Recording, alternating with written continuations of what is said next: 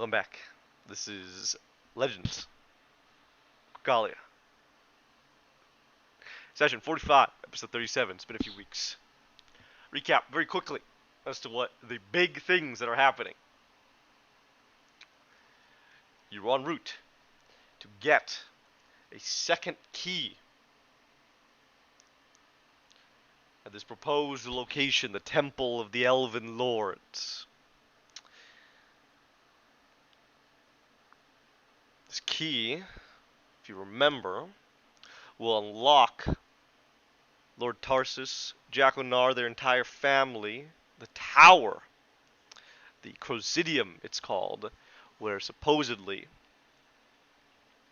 an item of great magical power, known as the Axis of Morality, which possesses the ability to change the morality, the alignment, the personality, maybe even mind control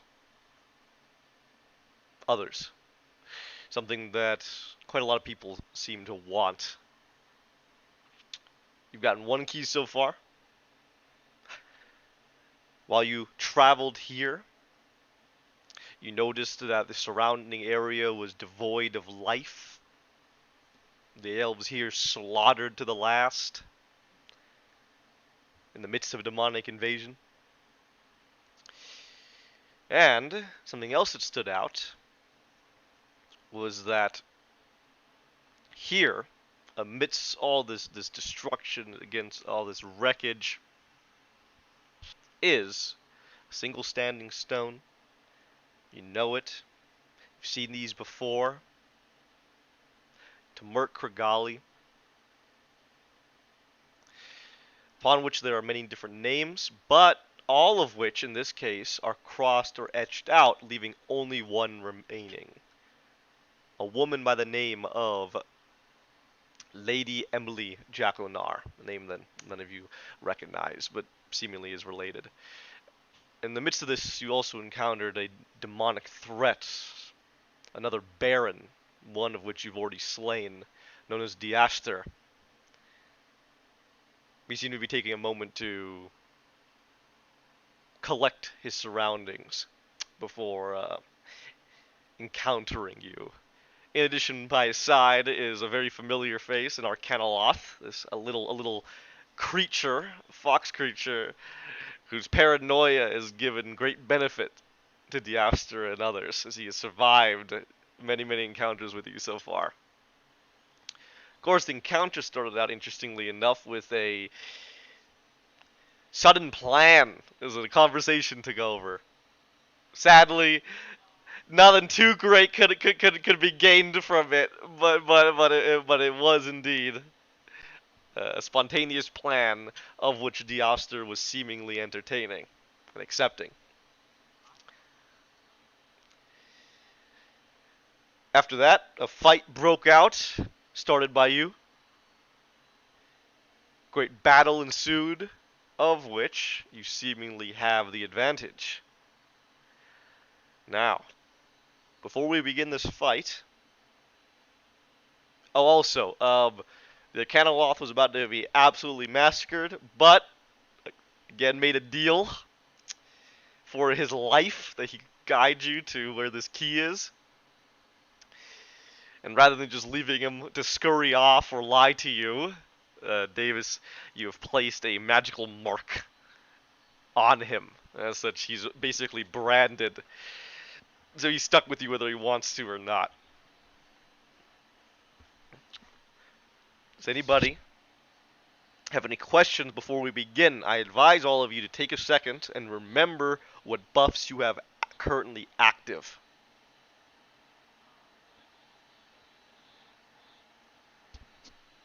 Mm-hmm. Yes.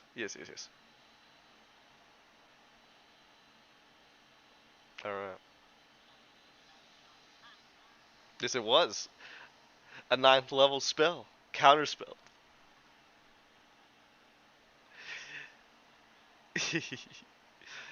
DC 19, not that crazy of a number to get. Tough, but not that crazy.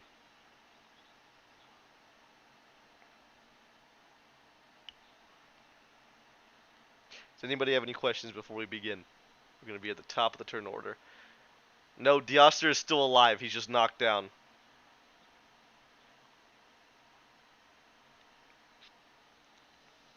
Okay. Also take a second to remember what abilities you've used, what spell slots you've used, anything like that. Alright.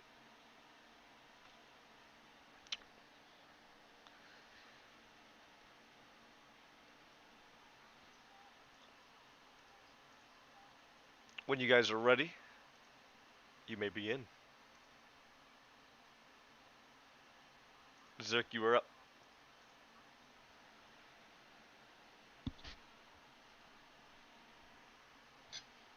3 creatures remain.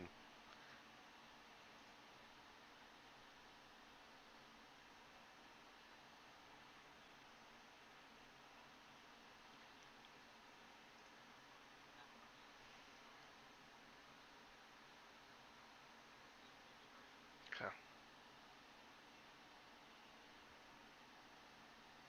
But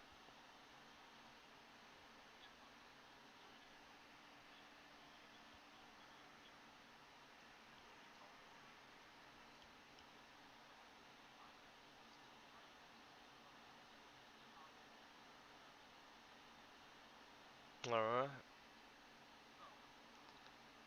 As pursuant to our discussion, since you are playing the Legacy Kobold, you do indeed get advantage as long as you have an ally nearby.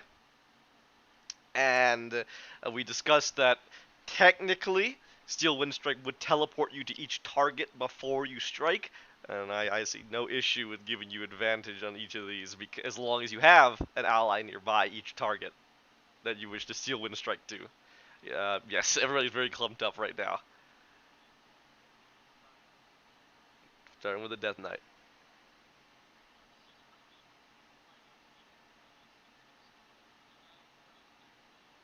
What damage do you think he does? Like 100 d20s?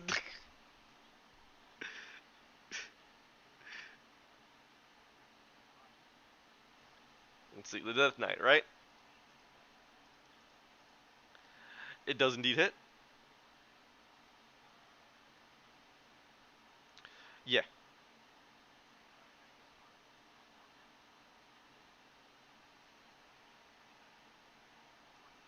That should, yes. Disaster. What do you got for disaster? Yeah. Yes. What kind of damage is this? Force damage. I don't think I'm gonna have anything against that. Start with the Death Knight.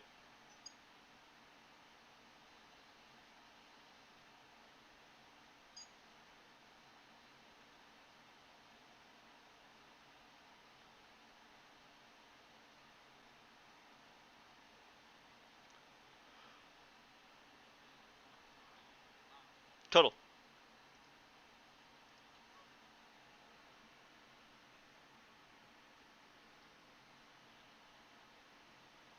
He needs it.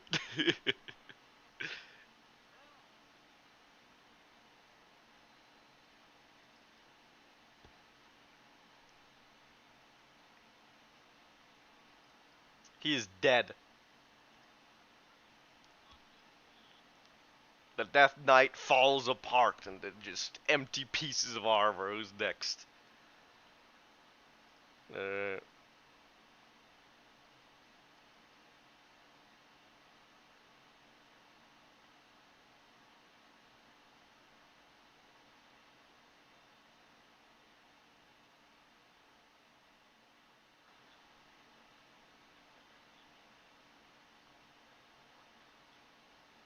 okay.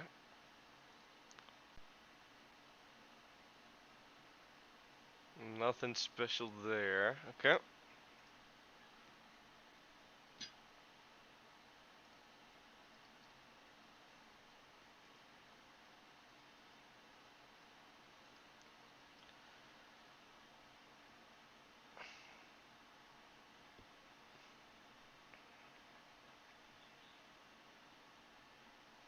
$40 for the big man.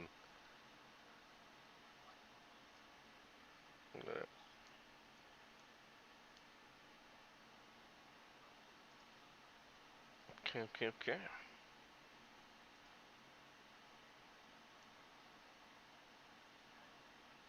Alright, the Esther will stand up on his turn, regaining the uses of his legendary actions.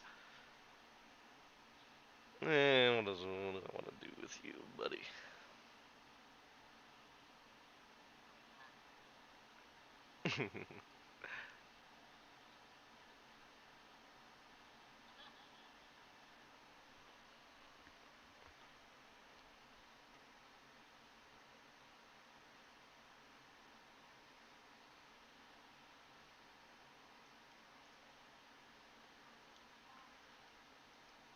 Hmm. Hmm. Alright, Zerk. You've made yourself a pretty prized target. Let's see if I can get you. I'm gonna go ahead. I'm gonna make 3 melee attacks against you. Are you ready? Here they come. Let's see. I don't think anything else. I'm just gonna smack you.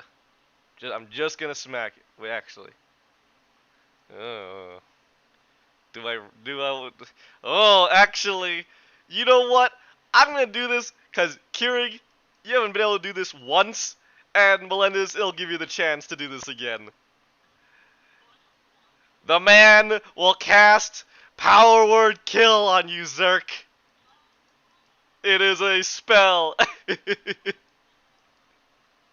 So we'll go ahead. Let's do Keurig first because he has a feat that lets him attack spellcasters when they cast a spell, and he has never been able to use that. If he rolls a 20 here, I'm gonna be very sad. I'll tell you that much. Okay.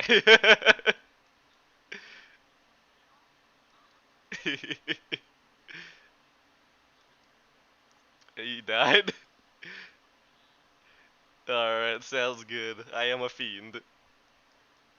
And then we'll see. And then, so 9th level spell. And then we'll see if you want to counter spell. Yeah.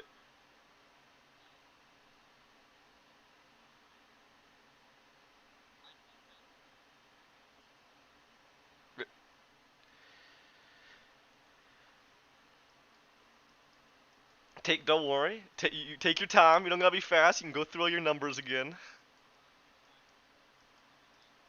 Yeah.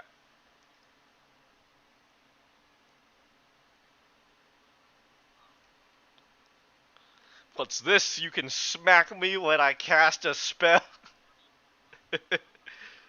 It's not your turn. Okay. Then, would you like to counter spell? Okay, 9th level spell, so I think that means DC 19. Good luck. Oh! Alright. With that, you feel your heart seize up as the words enter your ears and Zerk, a blackness takes. Doesn't matter, because it's a level 9, so you still gotta make the DC with no influence. Nothing else that helps you here. So you gotta roll high and hope you get a high enough modifier. It's just your intelligence, if I remember correctly.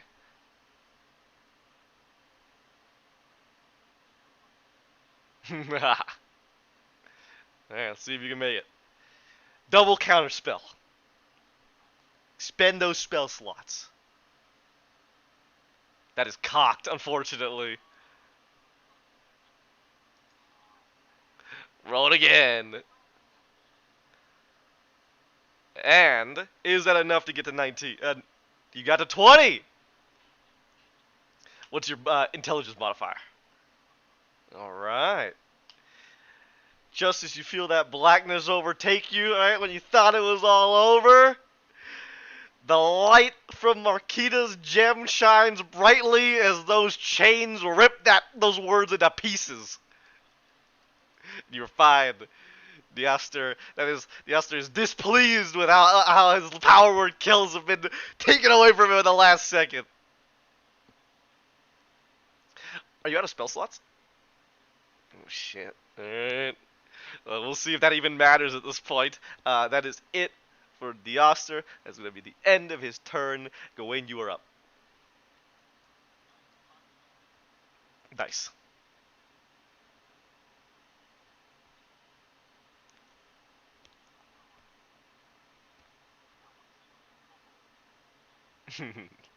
The fourth Baron is displeased. And you're free to die.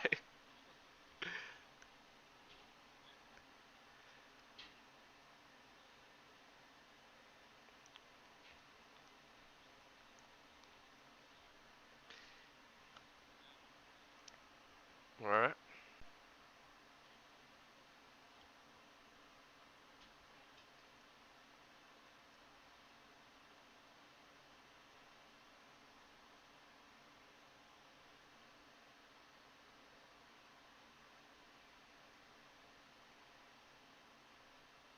You got him.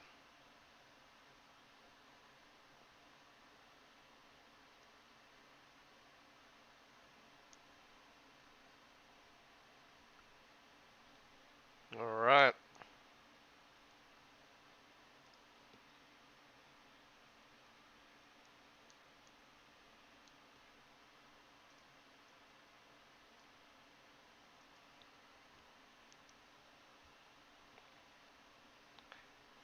Your modifier should be high enough to still pass. Yeah, that was rough. Yeah, you got him with both. You got him with both.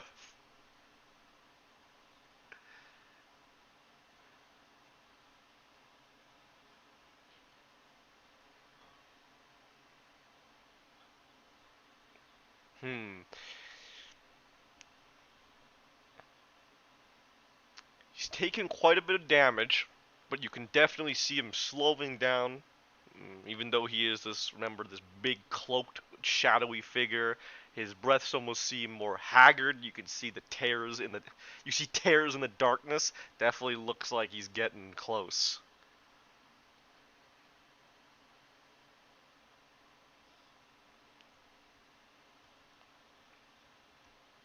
All right.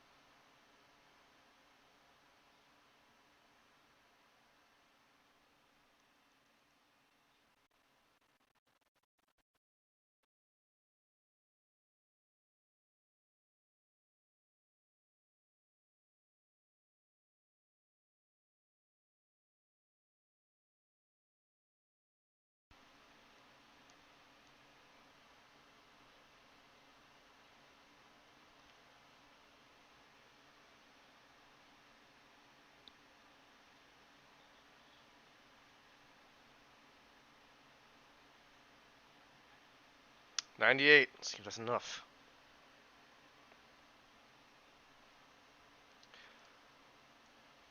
That puts Diaster at 451. And at 451, all of you see him begin to ripple as he lets out this guttural yell, as he seems to almost turn into like a mini black hole, right? He's folding in on himself with the darkness. And with that mighty strike, empowered by the radiant warmth of Prakanatar and the biting cold of Ivilguk, you send the demon baron back to whence he came. He is dead.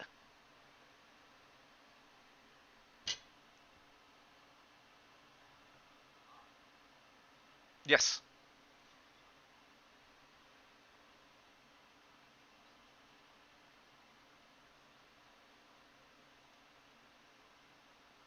The Oster is defeated. There's just the Night Walker. 15 is a hit.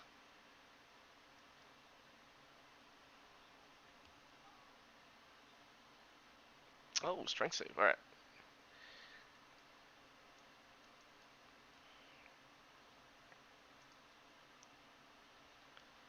I am a huge creature as well, but you're large, so that doesn't even matter. I make it.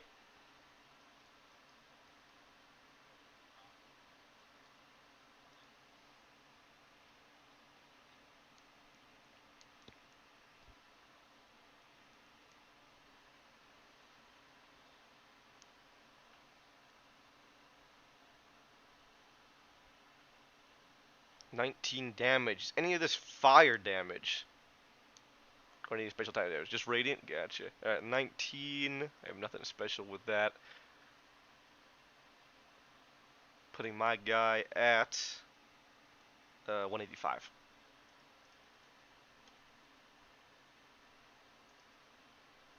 Alright, Nightwalk goes.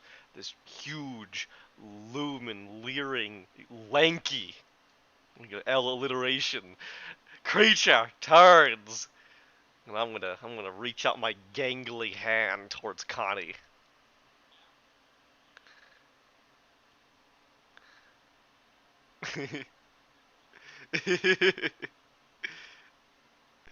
Let's see. I would love to do Finger of Doom on you, but doing a Wisdom saving throw is the most useless thing I can do here. So, I'm just gonna smack you around twice. Here we go. Pugilist futility. Yes, exactly.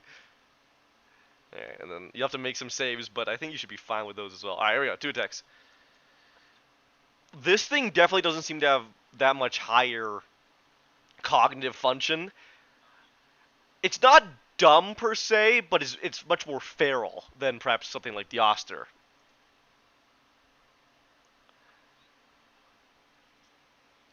That does indeed hit you. And the second one. Yeah. No love for your demonic enemies. And let's see if that gets you. 26 as you can see. No, that one doesn't get you, so I get you once. Make me a DC 21 Constitution saving throw. With all relevant modifiers. Alright, do you make it? Alright. You still take... see, it's not that great either. This is gonna be necrotic damage. Yeah, here we go. 5d8 plus 6. Oh man, that's not great. That's gonna be 13 total. That is halved. Smack! That's all I can do. Connie, you're up.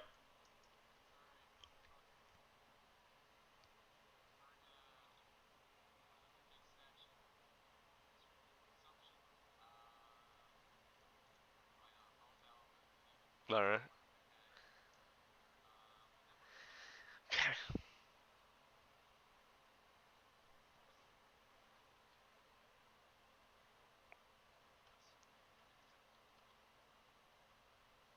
Oh, double eights. That was nearly a 20. Yeah. That's cocked.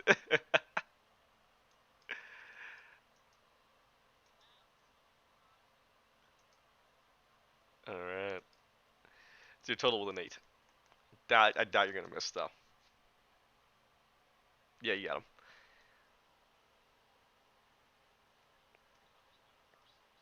You got it.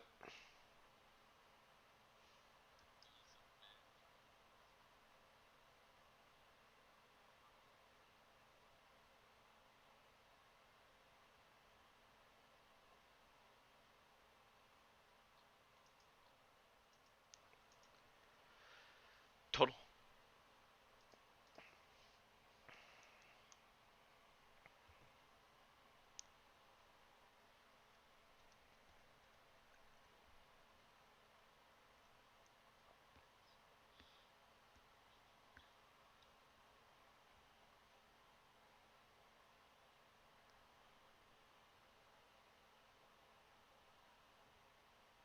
What do you need?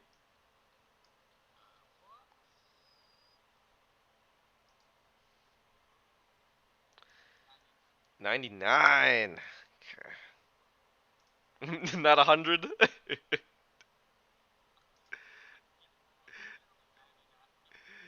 With a heavy series of slices, stabs, and strikes with your great blade, you're just absolutely covered in like blackish ichor.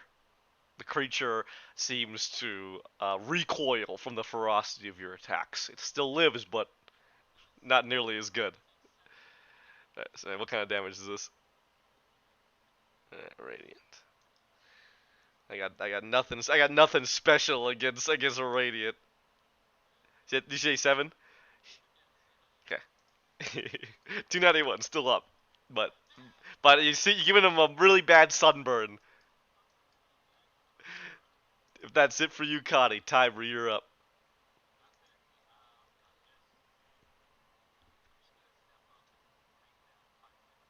You got it.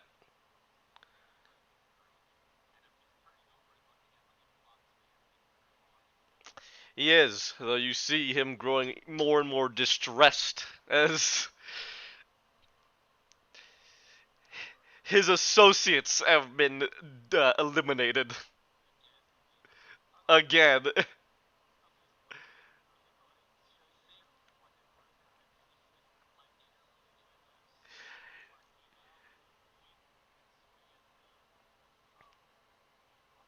Go ahead.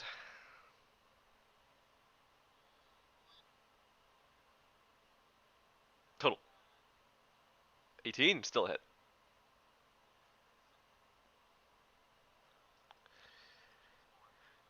It's still a hit.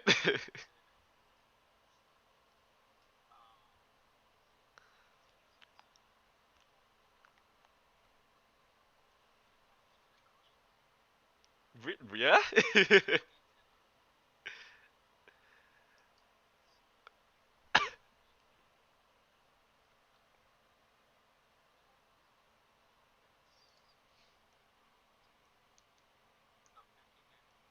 Gotcha.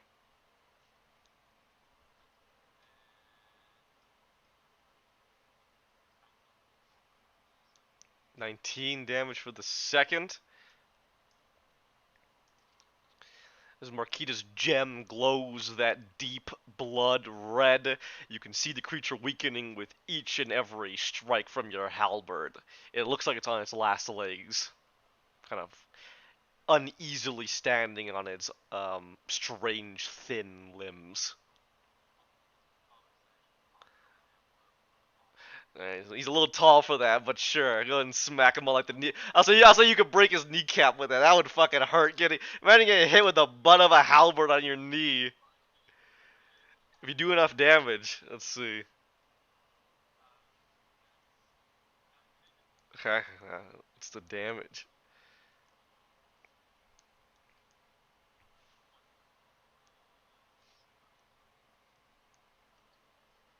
4 plus 9, huh?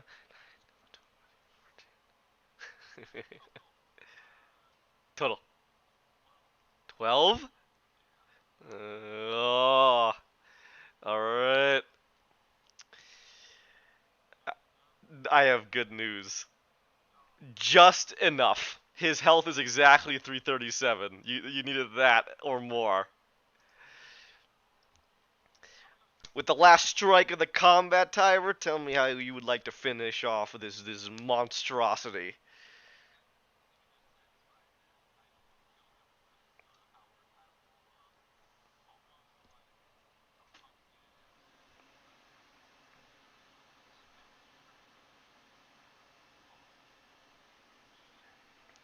As you shatter its unnatural demonic kneecap, falls to the ground and seems to have its life force completely dispelled. You have destroyed its corporeal form, and you watch as it seems to sink below the ground, trying to crawl its way back into this dimension, but is pulled back to where it came from. All that's left on the ground is a pool of black ichor before it is gone. Congratulations.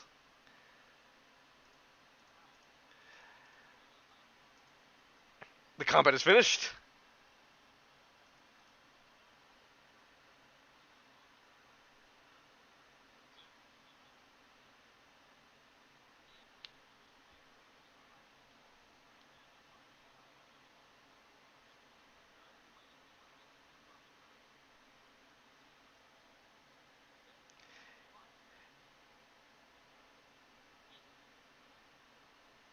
He seems to snarl when he's being referred to as such.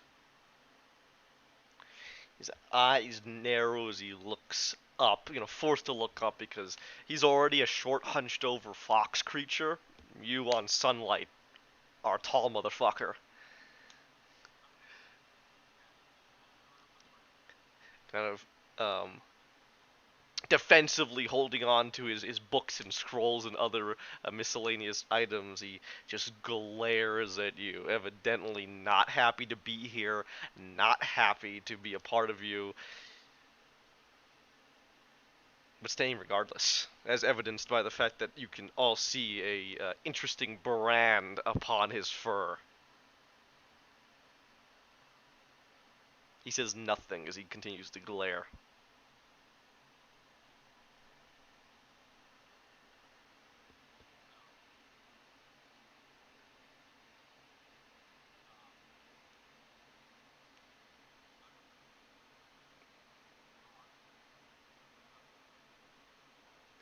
That glare just turns, like, just twists his head as he looks at you. That same venomous glare.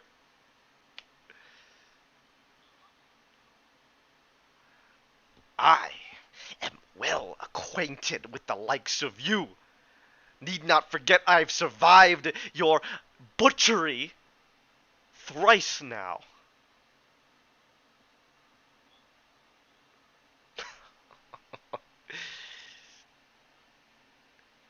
On that, kind of pauses as his glare softens somewhat.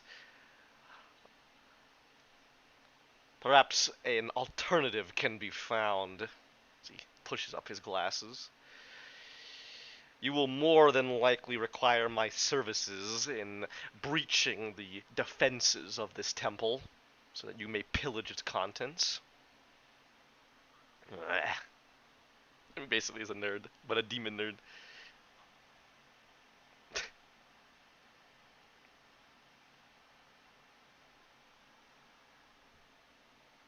Looks around as silence falls. What is it, then, you request of me? And might I make it clear that if any of you so desire, a contract would be far more persistent.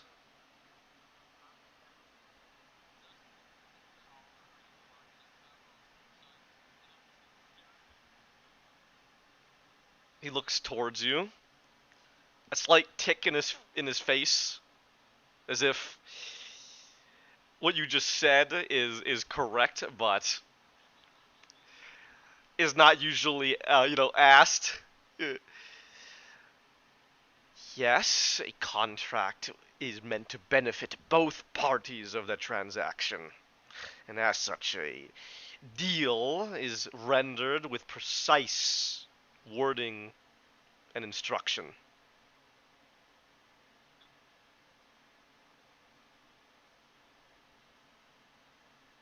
I may offer each of you riches beyond compare, knowledge, curiosity, information.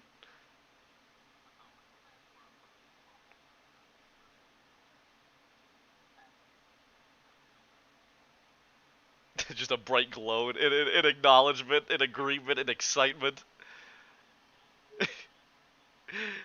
It better not be as a pet.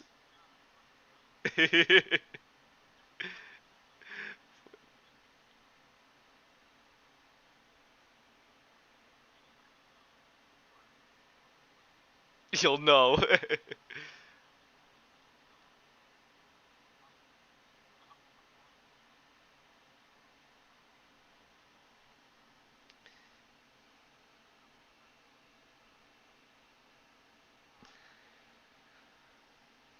Please then, clearly state what is it you wish for me to do, and what payment you shall render to me.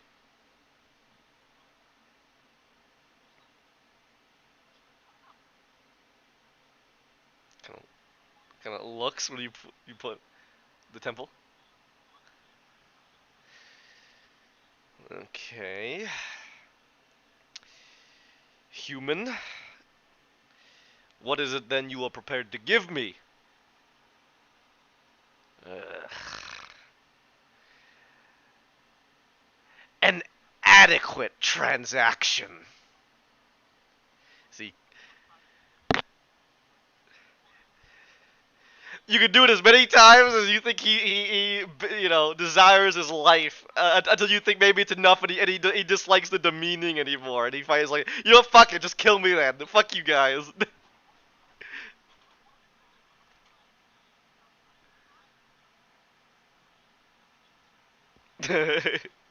Feel free to say so if you like.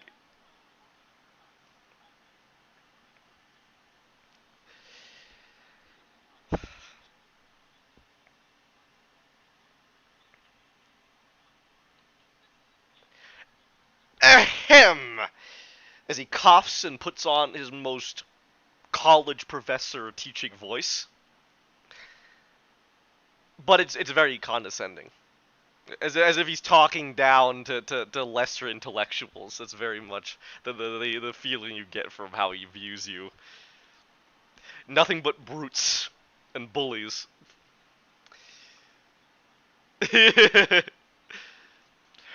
What each of you stand before is what is known as the Temple of the Elven Lords. Old, ancient as much of this Parosi land and culture. It has been cultivated and intended to for forever. She kind of thinks something that and nods.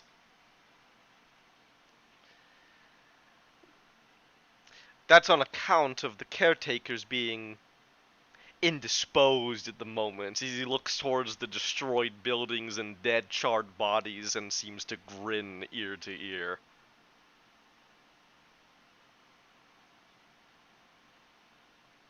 Can't be that old.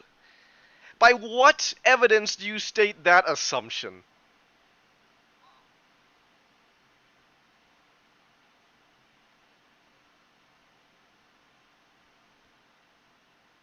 Correct.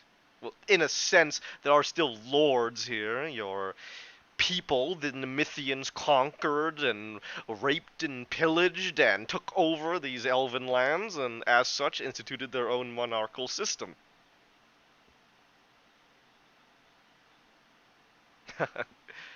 Well, my kind don't pretend to care. Well, even that's changing now. He spits on the ground. Times we live in. Disgusting.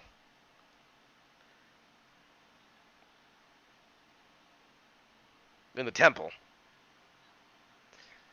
Yes, I've done some prior examination, though before I had the time to fully begin my, I suppose, process to unlock it.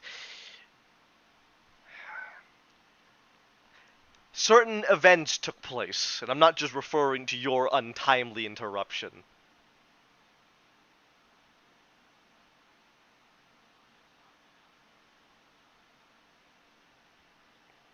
His eye ticks again as he turns his head. Please. Is this how you treat those who are helping you, with nothing but insults?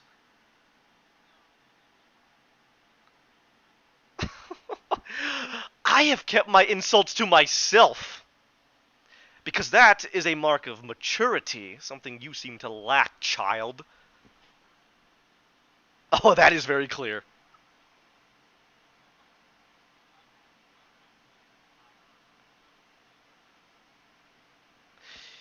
You'd be surprised what brute strength can get you through when your mind lacks.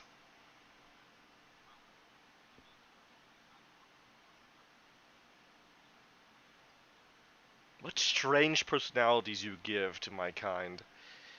It won't remember you, perhaps beyond an urge to destroy you for what you did to it whenever it returns. If it returns.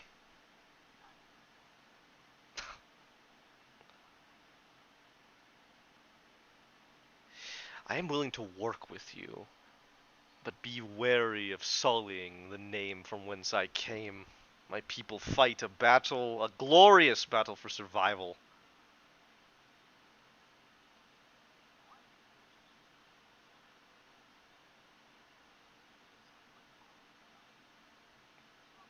A colony and not get butchered. Well done.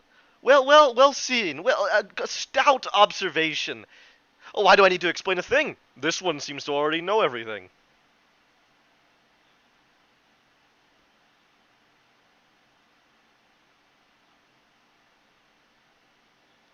The risks became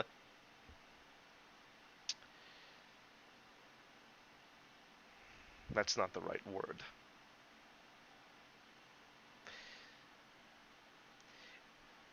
Impossible to ignore.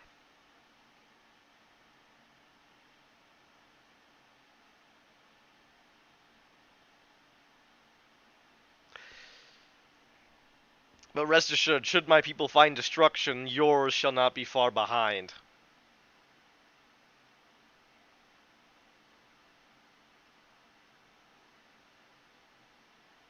Hmm.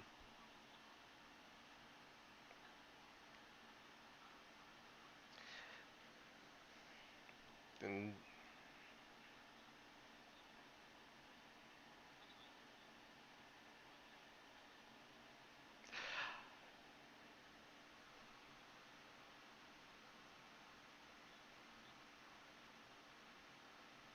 his eyes just narrow. While yes, I would desire to sate my curiosity and delight in evading your intellectual pursuits, however minor they may be compared to myself. No, that is not currently my main focus. My main focus is not being sent back like you have done to many others. So yes, you may trust me insofar as how much I desire to not be returned.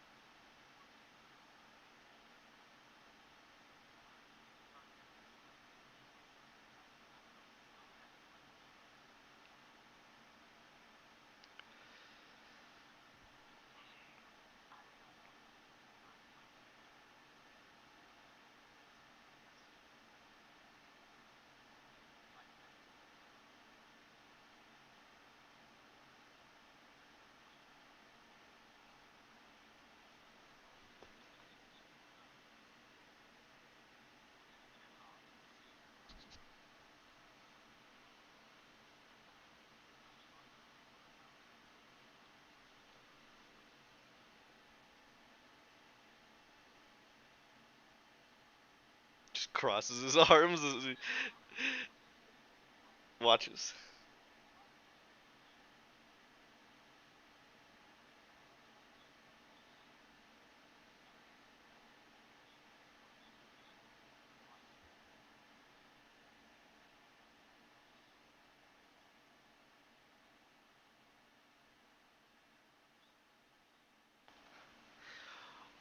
What an agreement.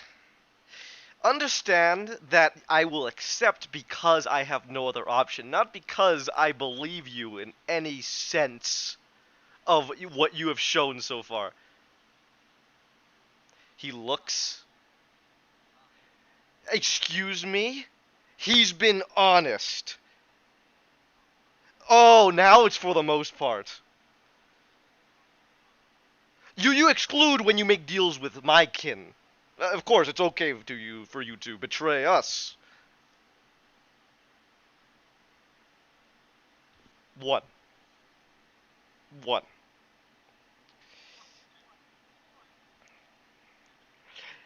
I stood right here as you honeyed your words with the fourth Baron, and then you revealed your treachery immediately.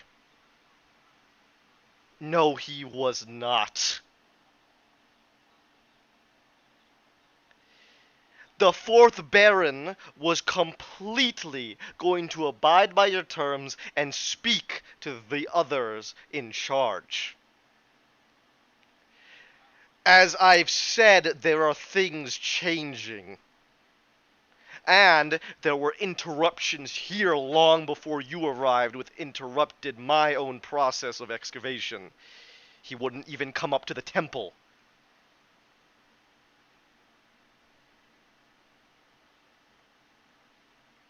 Too busy, I don't know, admiring his work, but he didn't even admire the destruction. He admired the unsullied water as he motions over to the right, and the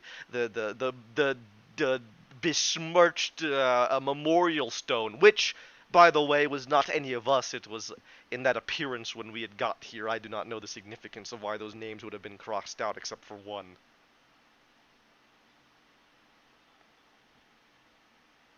Your answer is I do not know.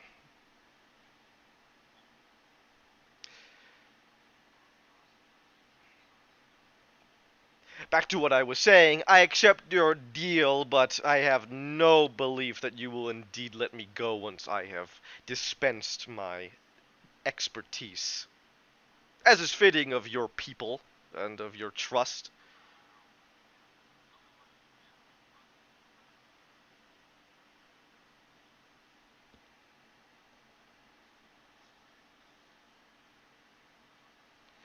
I was in the process of doing so before that madman nearly lopped my head off. Hmm.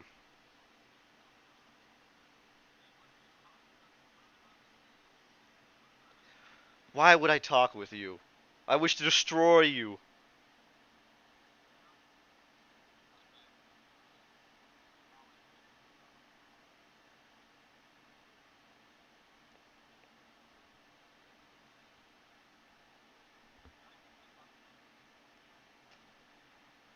Frowns as he turns around. Where's my fox?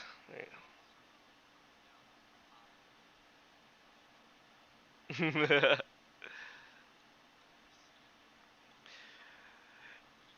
Beware. As he walks past, he motions to this strange, like, scintillating, like, magical sphere, in essence. Beware your step.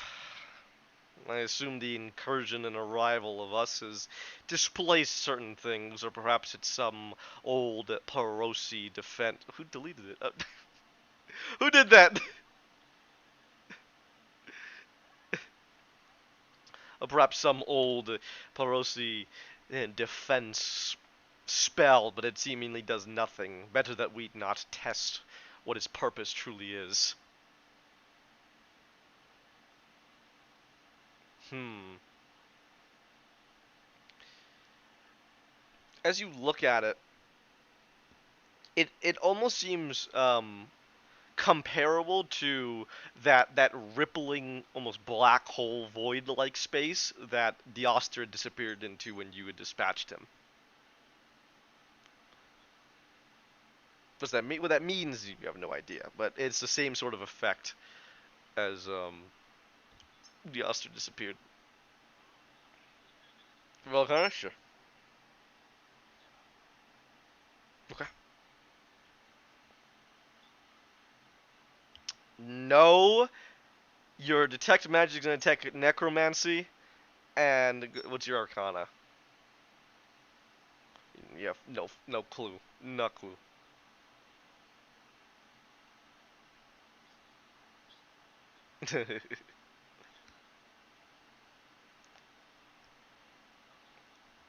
Necromancy. That's it.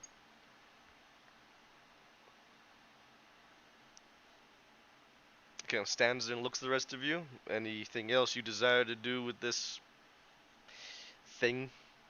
Or perhaps any information you'd like to share?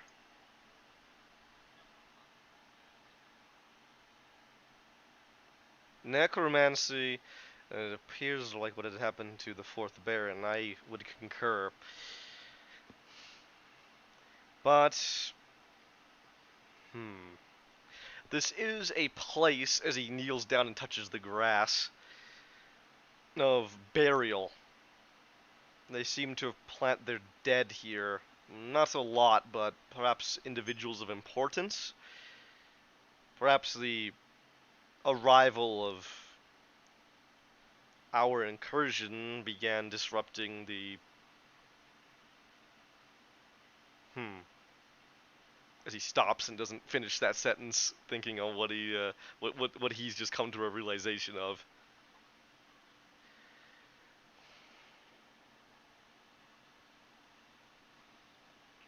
Where are you looking particularly?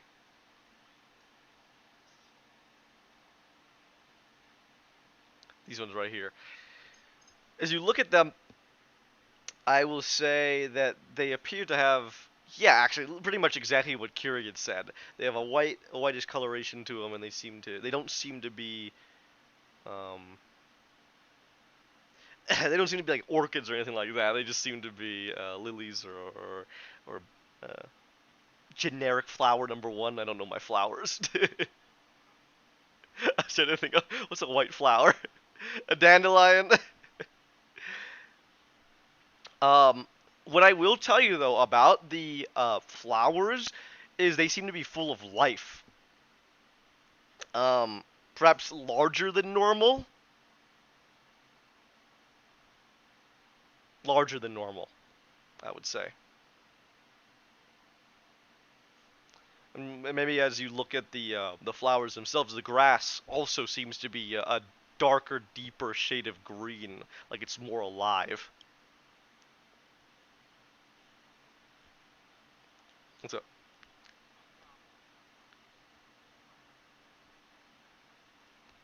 mhm.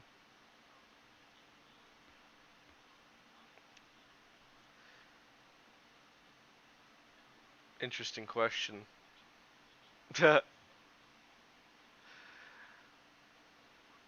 Roll me history.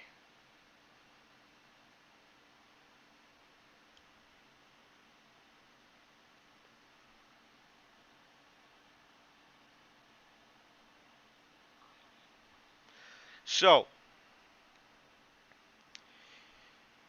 you would know that what is particularly interesting about the concept of death for the Perosi and Var Perosi as a result is that um, they've pretty much, like, Lady Ophelia is the primary god of worship, and you really don't see any other large influence of other deities, right?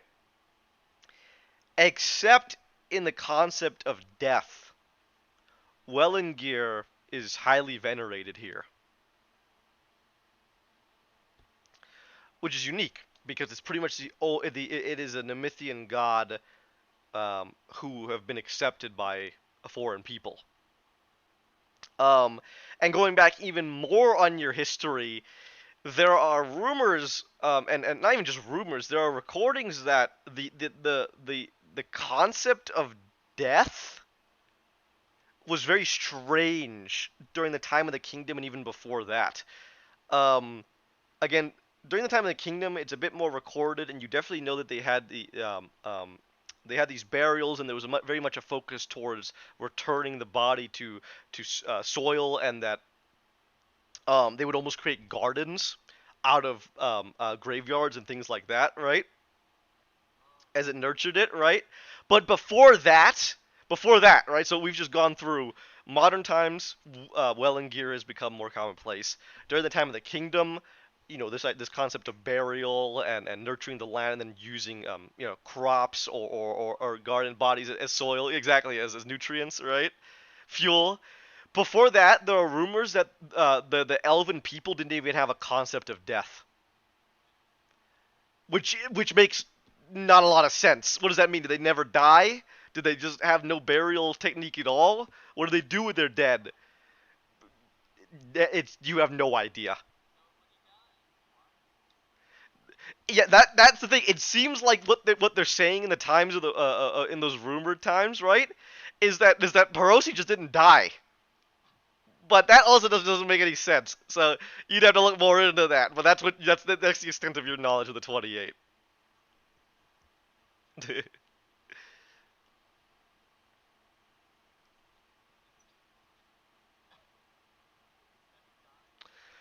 So what you can find out from here is this definitely seems to harken back towards more kingdom era traditions. No, that is modern. Mhm. No, after that. Remember, three phases, right?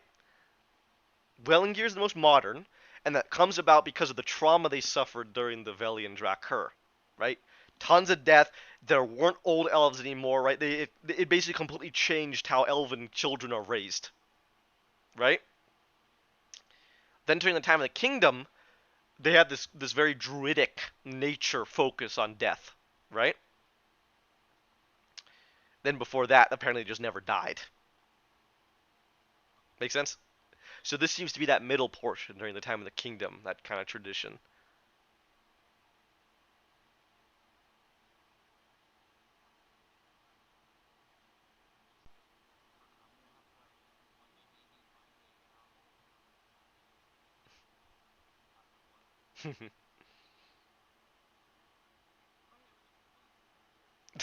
We just didn't die.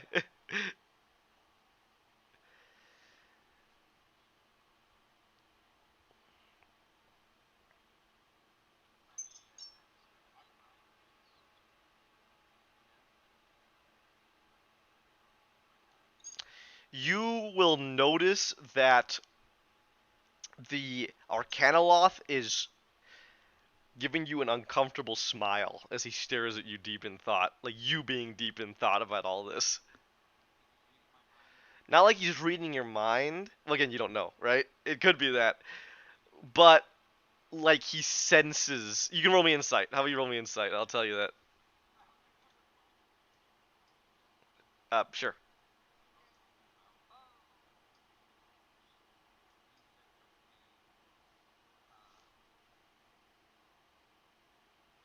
28. Okay. What'd you get? 12. You're too deep in thought. You don't know. What you're able to glean from this look, Gawain, is that the Arcanoloth seems to have caught on to a instinctual and innate curiosity that Zerk has about things.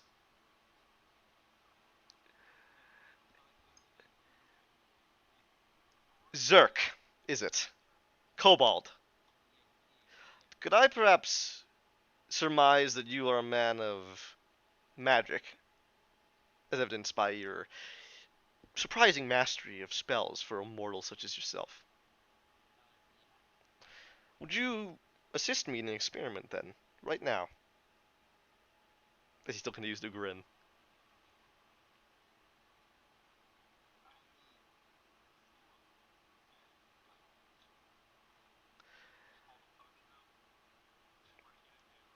Please, what threat do I have to any of you? If I try anything, you'll destroy me in a second. But there's no reason I can't benefit from my own idle curiosity and assist another in his.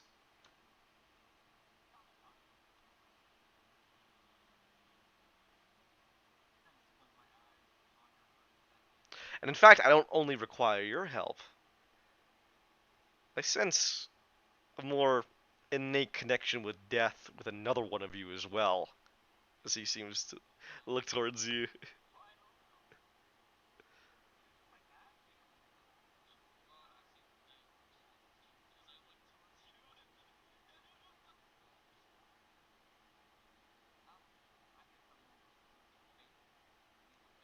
Very good. What I would like you to do is to walk, both of you, to walk forward into that area of glowing energy. Then, after you're in it for a moment and you describe what it is that you experience, I would like you specifically, Zerk, to cast a simple spell. Some sort of dispelling uh, uh, arcanic ability. I'm sure you have it.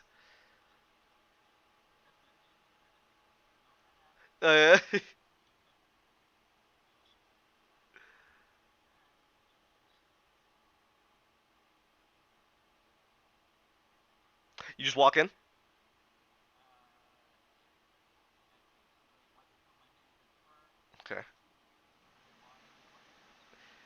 Sure, undead. Undead.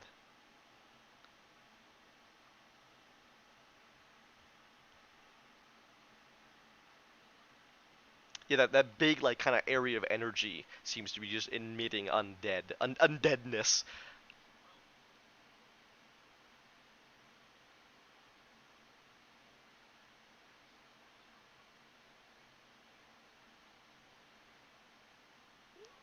It's perfectly safe. These two are experts, are they not? Why else would you have them in your band? They take the necessary precautions always, do they not?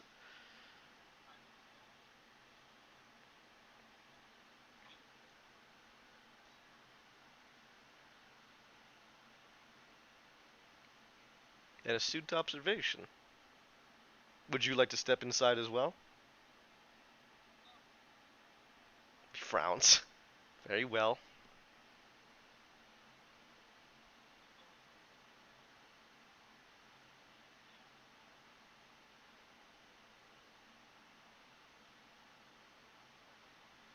Okay. You feel absolutely nothing. You fully step in though, right? Or do you touch it first and you didn't feel anything? Do you fully step in? Still nothing. Connie, do you step in? Anything special about the way you enter? Or do you just do it? Just a, yeah, you see him smiling. Step in, and he seems to. You see his tail swishing as if almost if he's expecting something exciting to happen.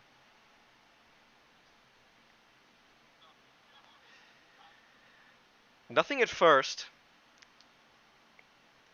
but you soon begin to hear Israfel's voice in your mind.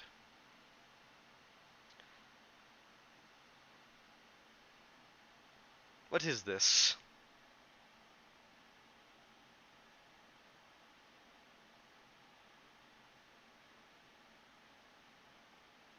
Who am I speaking to?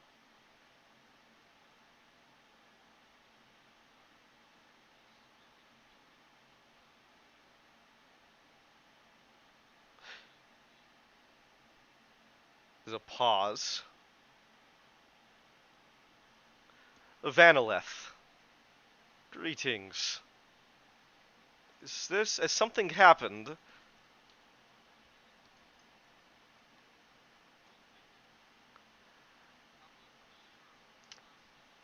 You cannot hear this. It just seems to be.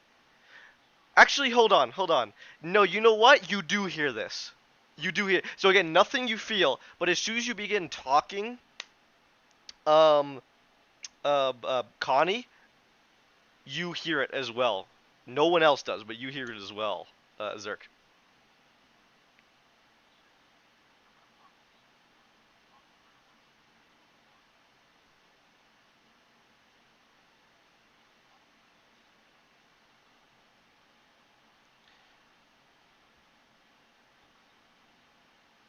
Yes.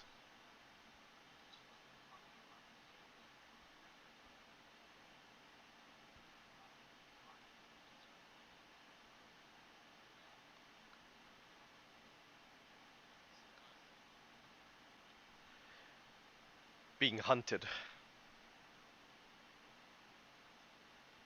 Hmm. So pause. You don't know. Who are you?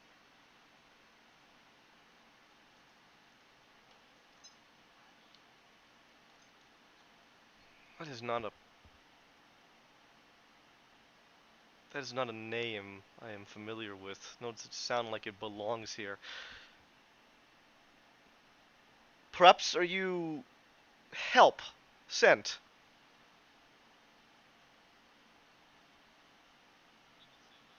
Good, good. There are many women and children, and others, the sick and infirm. You must get out of here. Uh, Wherever we are, it's very dark. I'll go get the others. A moment. Nah, I don't see anything.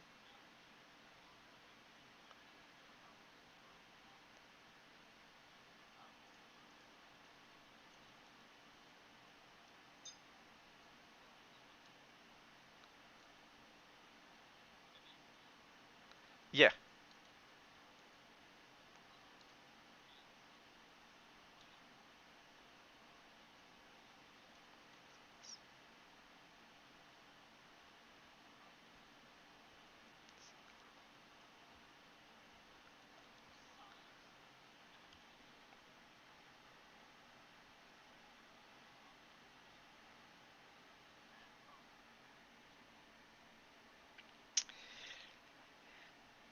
He looks at you.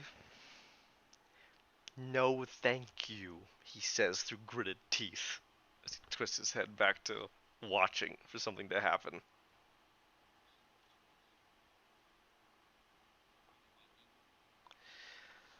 Someone does return, and again, it's still in Israfel's voice. Oh, wonderful. You're here. I am Saklana. Pleasure to meet you. You have our way out, our exit? I didn't think anyone outside heard. I didn't expect them to send foreign mercenaries either. What have you done about Jaconar's men? The patrols?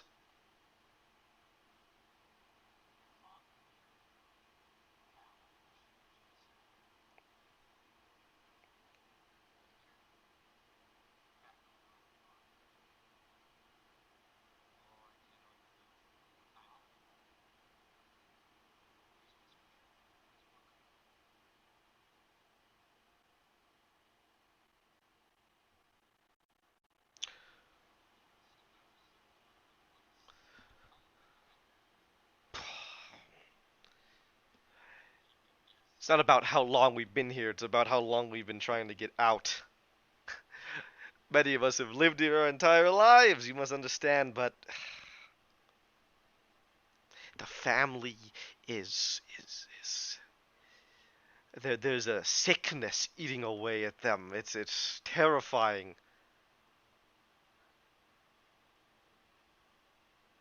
Better that we leave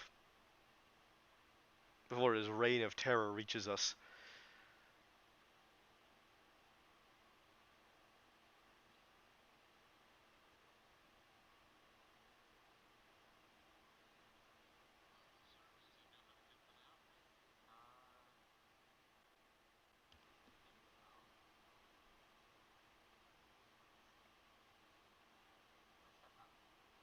Okay.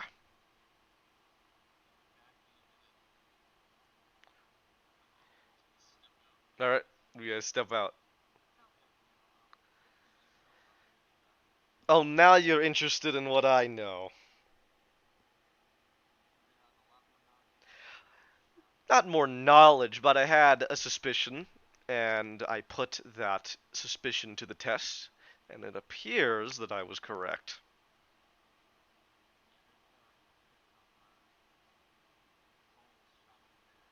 Congratulations.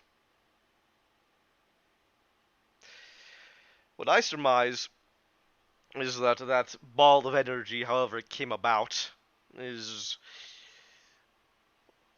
perhaps a conglomeration of souls, the dead that had lingered here, brought forth.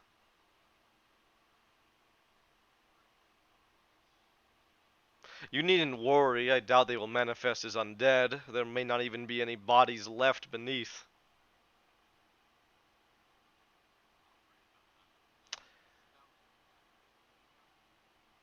It would get rid of them.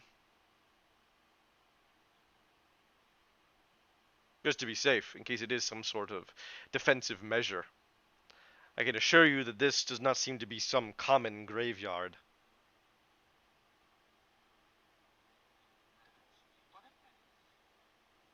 Perhaps it is a key. But from my examination, I don't think it has any influence on that in particular. To elaborate on that, so you aren't left in the dark, the temple, it's there is heavy illusion magic within, but there needs to be something that triggers it. I imagine that the key itself is hidden somewhere inside, and perhaps through the activation of these illusions, we may be able to pursue it.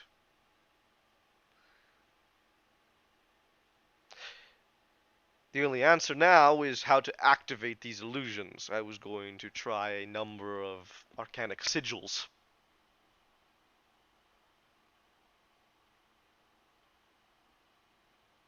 Tell me.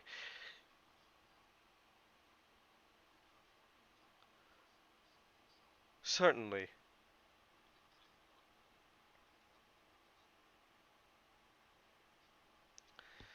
I have one question, as he turns and looks back towards the Tamur Krigali.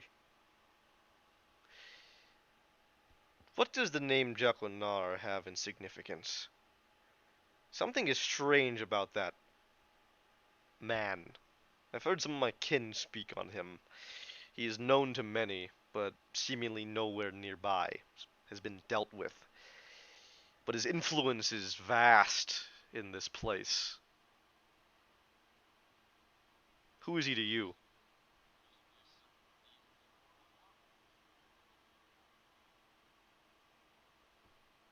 He kind of pauses. Literally or figuratively? Ah. As he pushes up his glasses. Interesting.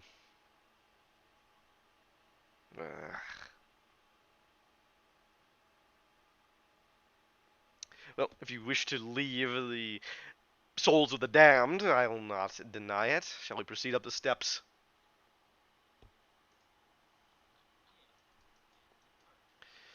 It is only my utter dissatisfaction that your meat was not rent from your bodies the moment you stepped inside. Well, I was curious to see what you would have done, and it seems that you just stepped right in. So that is good to know. It tells me a lot about your character. Ah! Why'd you make me go first?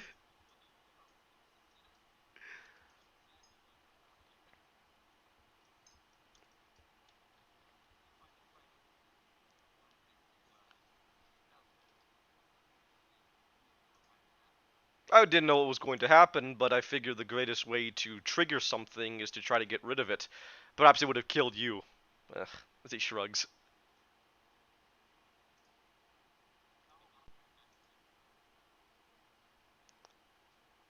He just looks at you, just glares at you. Indeed. I'll just proceed. Now, the highest concentration of illusion seems to be here.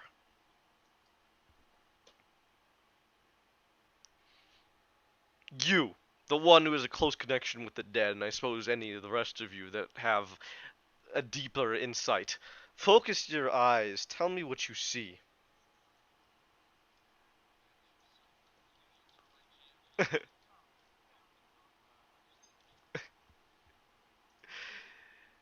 He survived you 3 times. Listen, you want an in-game reason? He survived you 3 times. He's a spellcaster himself. You want an OOC reason? Fuck you.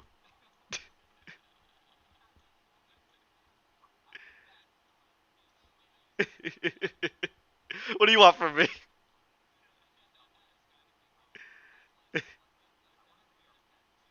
Oh my god.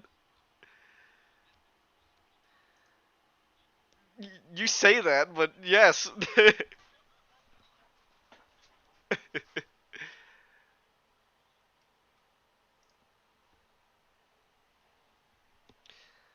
Tell me, what do you see?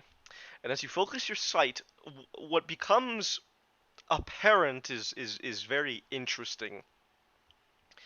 You see what amounts to 4 altars spread about this area, kind of I wouldn't say circle, but sort of think of it like compass directions, right? North, south, east, and west. And you're like almost directly in the center of them. These altars have a strange, ethereal kind of grayish, shadowy glow to them, almost like the color of a storm, I would say. And the altars themselves are, I say altar, but they're actually quite barren. Instead, what you see are I would actually I think a better description would be pedestals, right? So you see like four um, pedestals all around, and they are empty. There's nothing atop them. I would actually I can just tell you this. They look exactly the same as those pedestals you had found when you were unlocking the room to the first key, where you had placed the soul cages. They look exactly like that. Just ethereal and dark and gloomy. Roll me perception.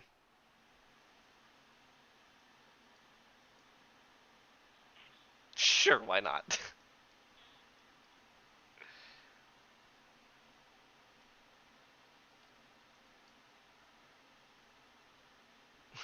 Total 13. You get the distinct feeling you're being watched, but you don't know where from.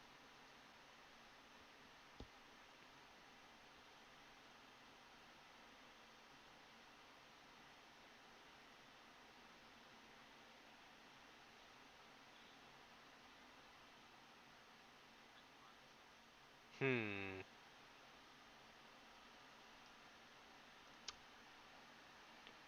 Let's see. What can I describe to you?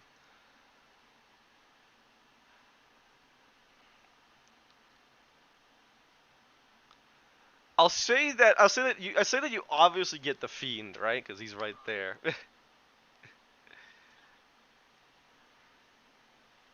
But there's no specific place of undead. You just feel it. Like there is a presence of undead here. But no, like you can't like point here and be like, hey, there's a guy like super duper invisible, right? Because he's you can't see him through your true sight, right? Nah, you don't sense anything like that.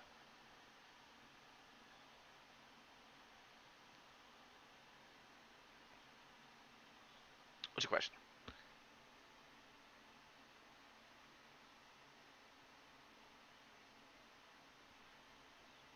Spirit gardens. Hmm. Yes. Right. Right. Yes.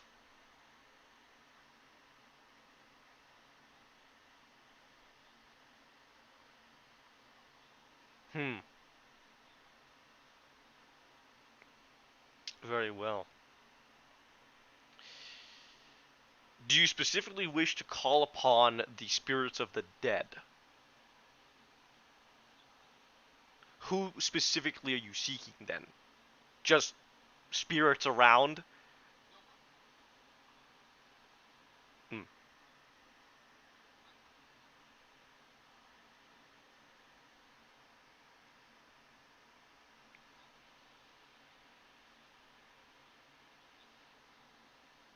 Hmm.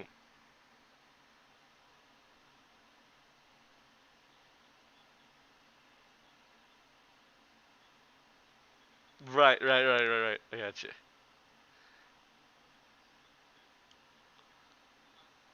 Well, actually, it's it's great that you bring him up in particular. Indeed. As soon as you call upon these spirits, you immediately see the reappearance of the Salovex, just looming over Connie. And the rest of you do not see it.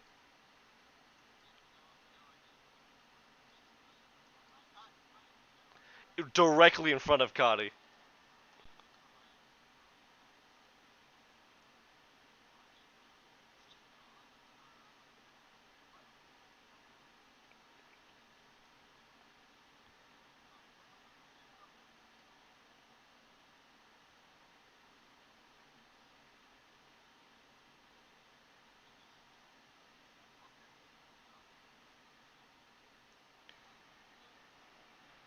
The Salvex creaks its head.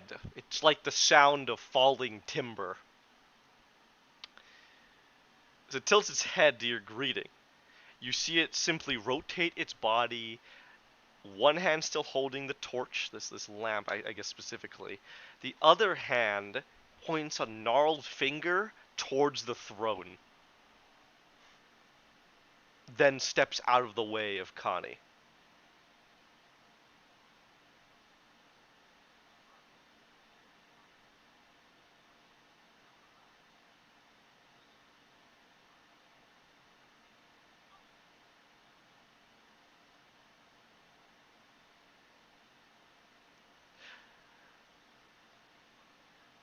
It looks weird, Connie, because there's a man sitting in it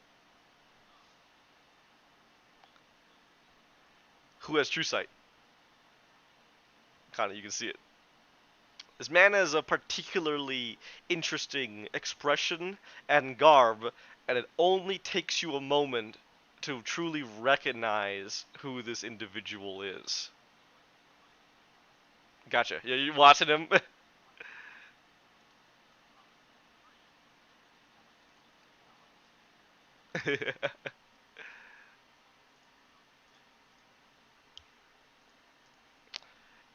That would be interesting, but no, you don't see a crazy like meatball in there, no.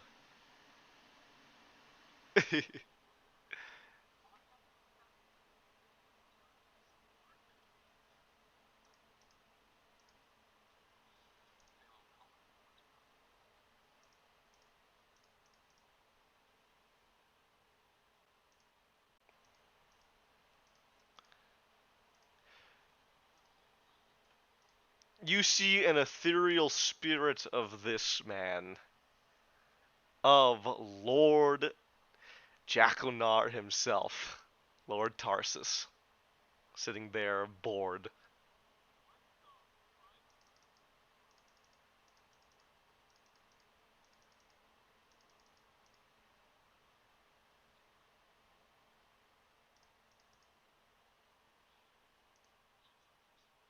He looks bored.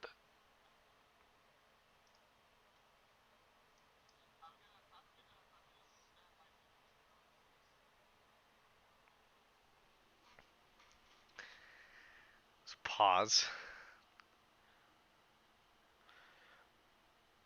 Wonderful, he simply says, still bored. Ah, you see me. Only Connie.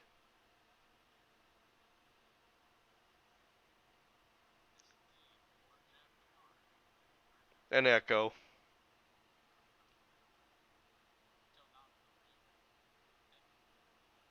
What are you? Nemithian? Human? I don't expect you to understand. It is simply not in your blood. You must attempt to perceive the words I'm speaking. You're not made for it. Your despicable biological makeup does not allow for you to comprehend what I am saying. Indeed.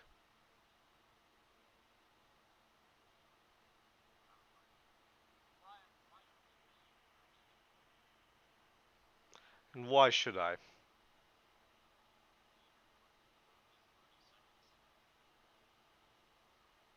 You are a strange one. Very well, you shall be my entertainment then, all of you. Step back.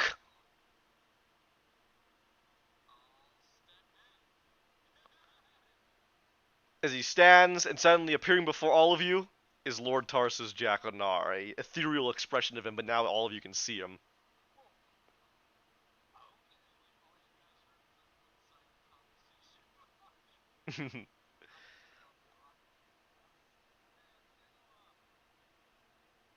The Akanaloth comes up to you after still kind of examining the ground. What? What do you... You see something. Lord Tarsus Jacko. Now, there's nothing there that I perceive. Perhaps it is something interesting. Well, speak to him then. Perhaps it is actually Lord Tarsus.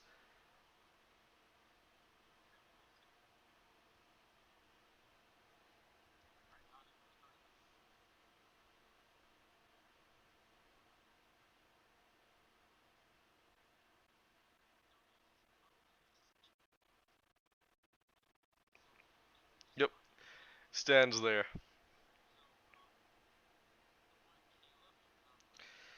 Well, first, you cannot comprehend the method of decorum.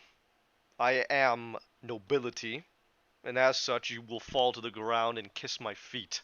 Do so now.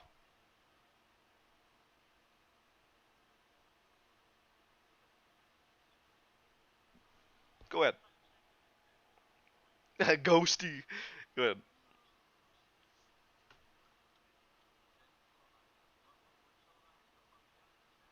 What would you like? You could confer with your Arcana. I'm sure he'd come up with something to get rid of him. 20? What are you looking for? Is he like being disingenuous? No, he seems completely fucking yeah.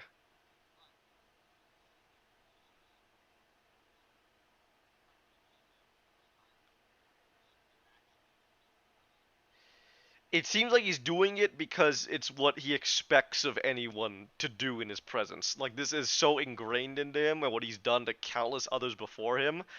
It's almost like the idea of reminding people they have to bow is something that he is constantly having to do. It's arrogance, but it's arrogance that is like he has centuries of experiencing and of forcing people to do.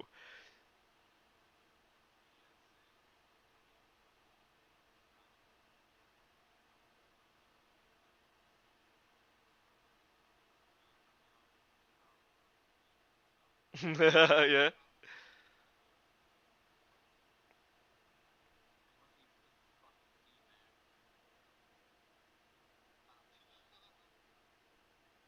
What would you like to do? He'll just watch you.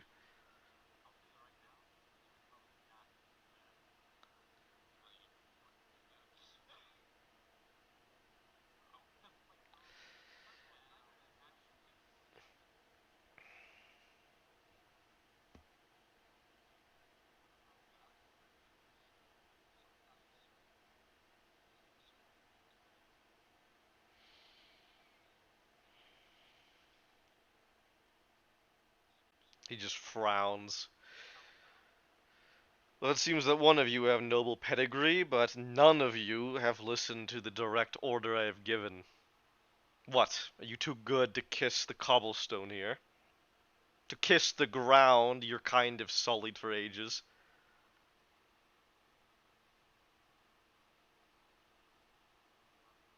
What? No answer?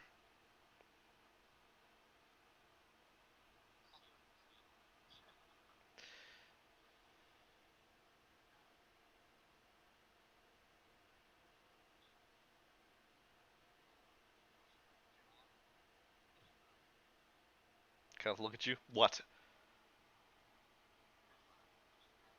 Why would I do that? No.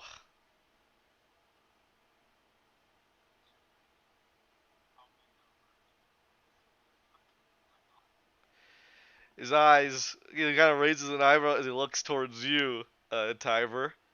Well, it took a little prodding, but one of you seems to know how to follow orders. You also kneel down and kiss the ground?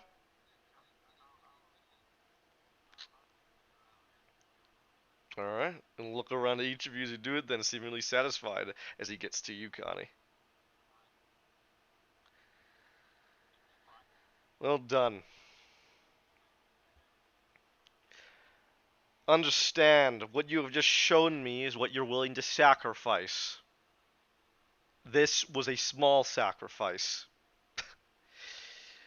Am I to doubt that you've not sacrificed lives before? You would do that so easily, but not kiss the ground to save more. What arrogance you each have.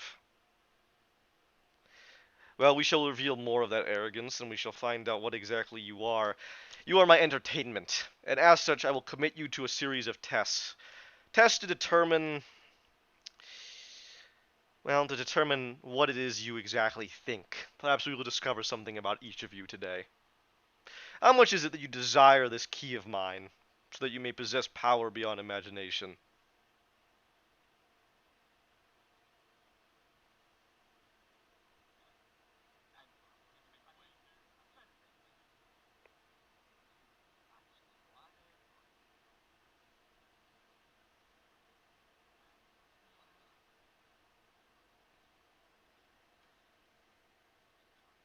Good. So you are willing to do anything for it. Good. Good. Understand, those who are not willing to commit themselves fully to an action are cowards. You should give up the world to accomplish your goals. So, let us see. The first thing I would like you to do is the first test. To unlock it, take this. In his hand, he creates what seems to be an ethereal soul cage. Go down to the graveyard before you. Collect a soul from there and bring it to me. It shall foster and fuel what is needed for the rest of these rituals. Do not dilly-dally. Proceed immediately. Do not waste my time. Good.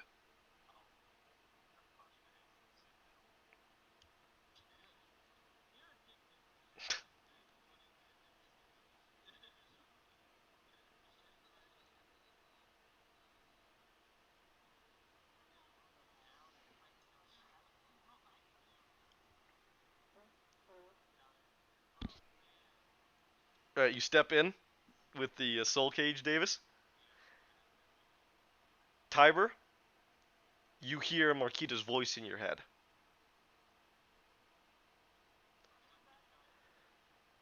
Oh, you're new. Greetings.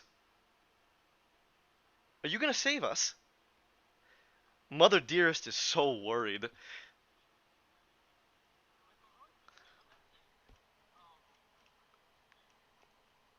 I'm Valiel. What's your name?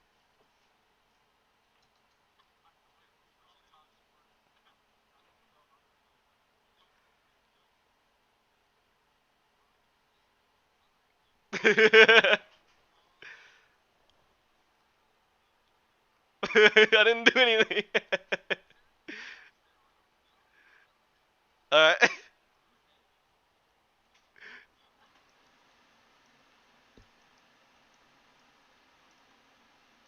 Well, aren't you gonna go with them? Of course not. I know. I know. Ugh. Can't even see anything here as he just walks to a corner.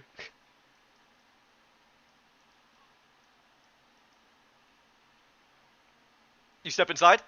Then again, you see the same voice. It's Marquita's voice, but there's this innocence to it, like it's younger. Same thing. You hear that same thing.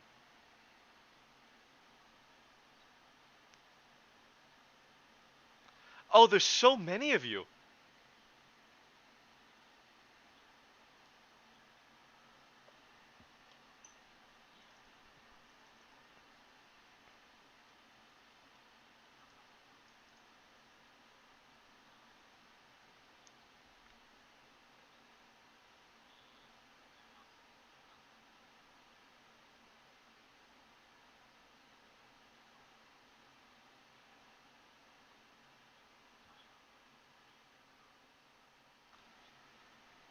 I am. Good question, actually. It is not. Let's see. Hang on. Let me flip a. Let me not flip a coin. Let me roll a d6.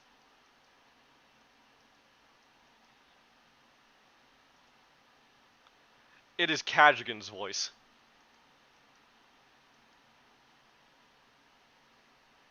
I am. Again, it's quite an interesting because it's Kadrigan's voice, but it's so much more innocent and nice.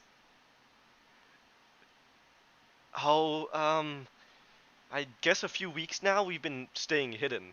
Um, Mother's sick, so We haven't been able to move much, but the others have been real nice, taking care of us. Uh, Bad men are after us.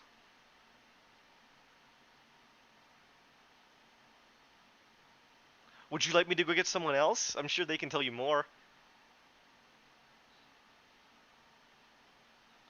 Um,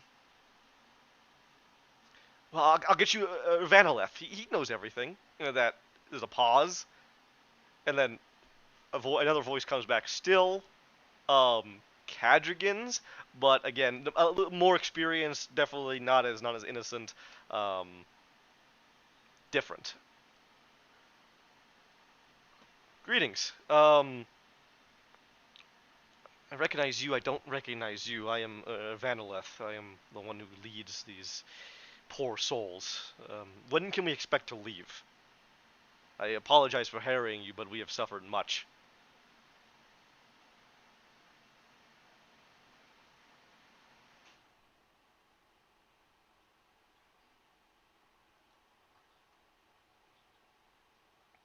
It's far too dark for me to know where we are currently, but I can recollect some of it.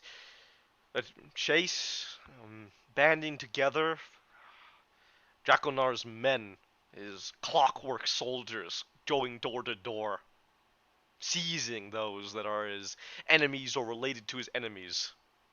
He has some grand plan, some plan to activate a powerful object he has, a magical item. That is why we are trying to escape it. With, of course.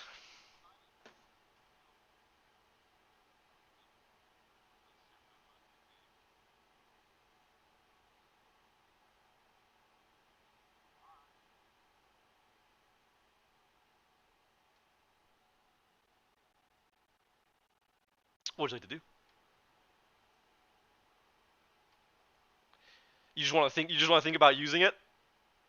Uh, as you focus on using on, as you focus on using on Irvanolith, there's a pause. I feel cold.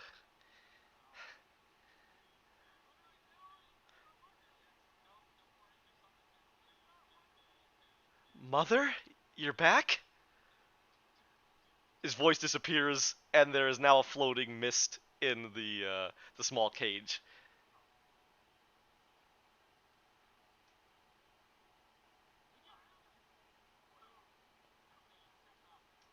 Okay.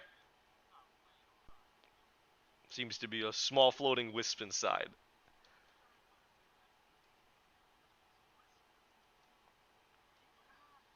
Undead.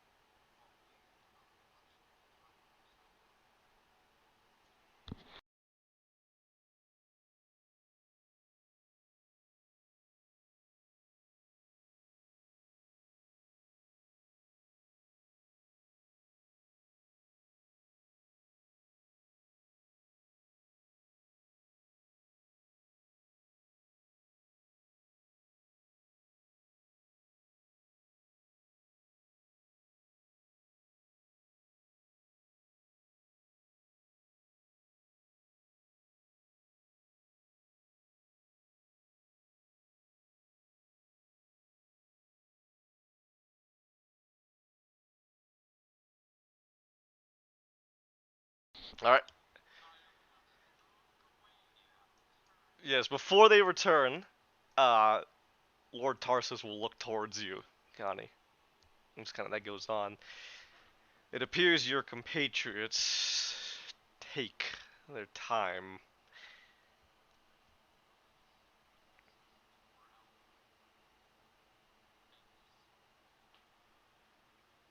Morality. Very good. That will certainly be our topic today. You, however, seem much more at ease with it.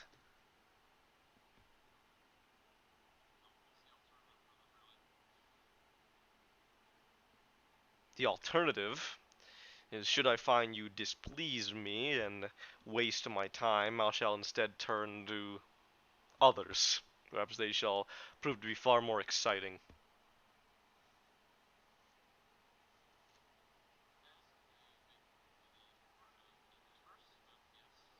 I was referring to such creatures.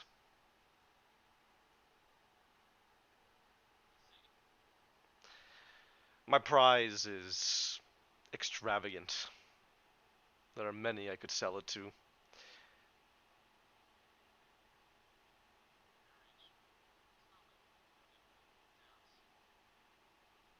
Doubts.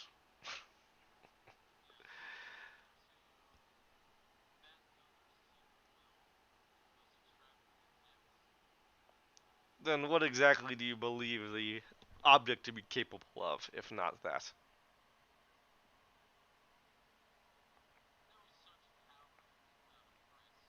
Indeed.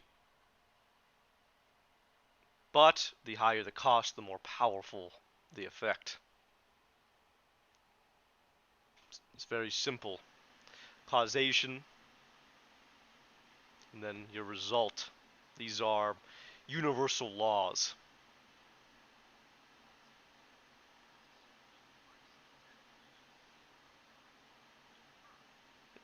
Indeed, but would you risk that it falls to someone else? Perhaps you are indeed that confident. If so, you are welcome to leave. Ah, it appears that your allies have returned. Who else is coming back? Ah, the floating magic. All right.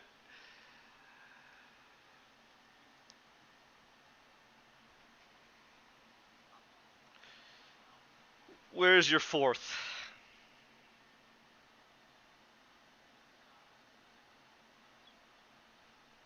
He may very well want to be here, but if he isn't, it does not matter. I really only need one of you to entertain me. You have it. Place it in my hand. He crushes it. There is a deep, unnatural feeling that comes over all of you, like something very bad just happened. It's like goosebumps. He seems to take a breath. Good. Let us proceed. I have a number of, I suppose you call them puzzles, riddles. He just moves on. Not a single other thought is given to what he had just done.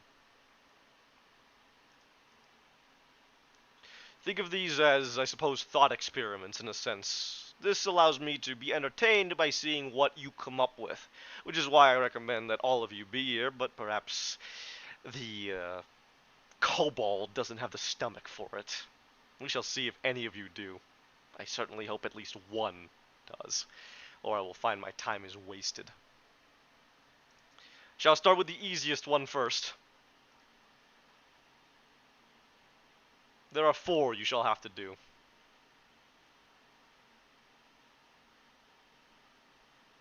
Okay. Listen and listen closely. Then speak amongst yourselves. A collection of valiant heroes stand before a defeated villain. His evil land freed from tyranny, but now which must be ruled over. Despite all the good you did, the land now falls into complete chaos as people's lives worsen. Some even begin to resent you and prefer the time when this overlord was in charge. Tell me, what do you believe is more beneficial? Order without freedom or freedom without safety? He leans back in his chair and awaits your answer.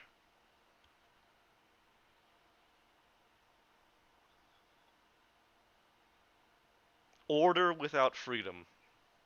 An interesting thing for a paladin to say, especially one that aspires to be as good as you. Use no discussion. An answer immediately. Hmm. There are some who feel that freedom is worth death. Freedom over death. Freedom at any cost despite death. Better to live free than to die a slave.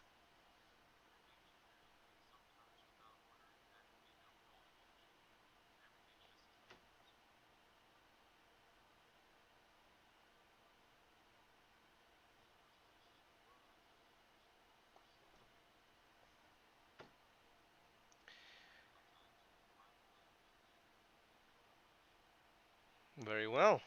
Then let me elaborate more since you all seem to think this one is so quick to answer. There is order without freedom, yes. But it is an order granted through fear. If you make a one mistake, if you speak out against those who rule, if you simply find yourself at the wrong time, your family is taken, they are tortured. Those that you know, they are taken, they are tortured. You are taken, they are tortured. If your ethnicity is different, you are corralled into certain districts and you are treated as deplorable. Order, yes, but not an order that benefits you at all. Is that still a preferable life? One in which you look over your shoulder, one in which you do not know when your next day will come. There's not chaos in the street, but it is not necessarily a good life for you. You live in constant, perpetual agony in a tiny, tiny house, in a job that isn't yours, in money that is taken simply because you look and act different. That is order without freedom. Still preferable? And did I not simply say that you freed this land from tyranny? Did I not say this evil overlord was indeed evil? I never said he was good. I never said it was a nice peace. I simply said that there was a peace without freedom. Do you still believe that to be worth it? No. What changed?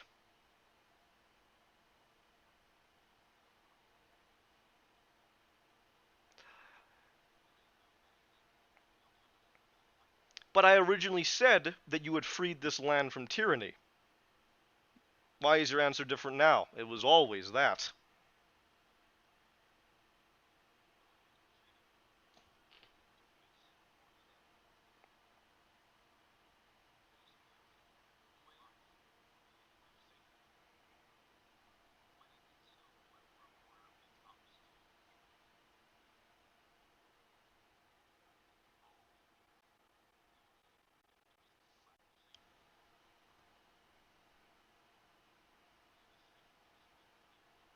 Hmm. There are certain classes of people that are extremely safe.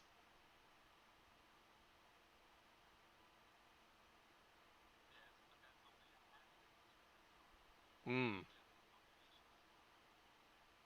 Hmm. Very well. Let us say that the majority are safe. They live great lives. They are of a class and of a group of individuals that greatly benefit from the stability and peace of this land. And anybody else is hunted and destroyed. The people there love it. Their lives are great. But outsiders? He shakes his head. Exterminated with prejudice. Is that a worthy order without freedom? Some are free, yes.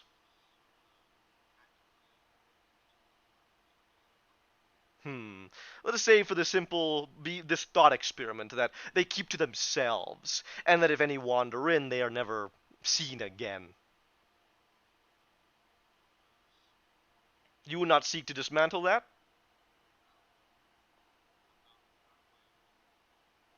Their own way of thinking is the extermination of a people different than them.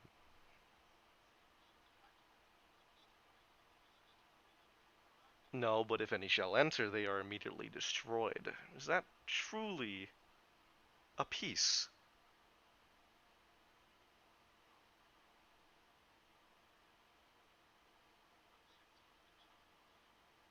Hmm. Funny, isn't it? How you can draw upon real examples. And yet, Kachova is accepted within this expanse, is it not? Kachova is a vital member by some. Do you dismantle it? Do you fight against it? But you don't actively seek its destruction.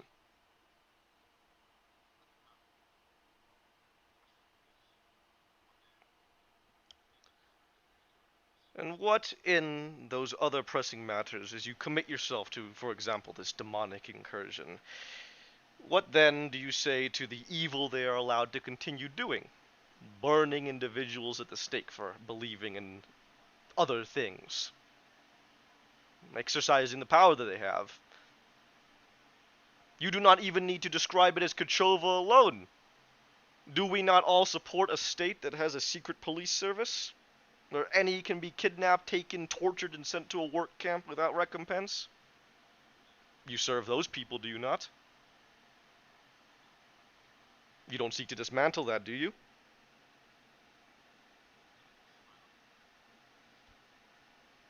Perhaps, but not immediately, nor have you done so in all the years you have lived now. And have you not gained great benefit from serving a nation that has such a service?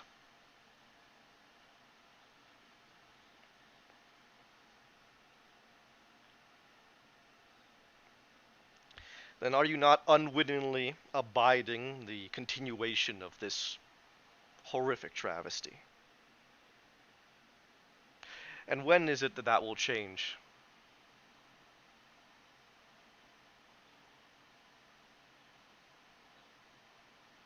Hmm. You are a strange one, but I tire of speaking to you. The other two, speak immediately, or I grow bored of this conversation.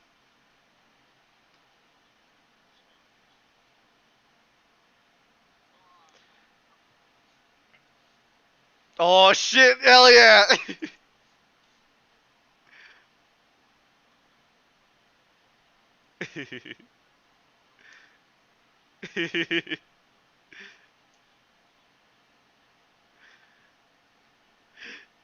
You fucking having your anime breakdown right now. I don't like any of this. I need to do something. Please, Keurig, Connie, what were you going to say?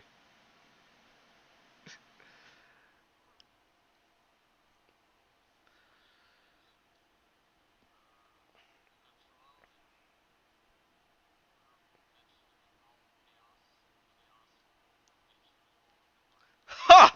He smacks his knee as he sits up. You see it as some what? Cosmic cycle? Perhaps the gods. This is their trick on us. This is their punishment that we are forced to continuously suffer. Good begets evil, evil begets good.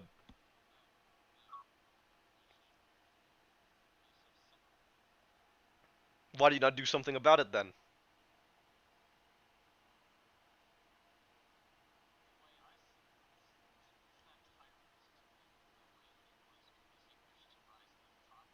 Indeed, ambition. Hmm. Any one of you would see yourself rising to that same level as that tyrant. Again, what form of tyrancy do you then propose?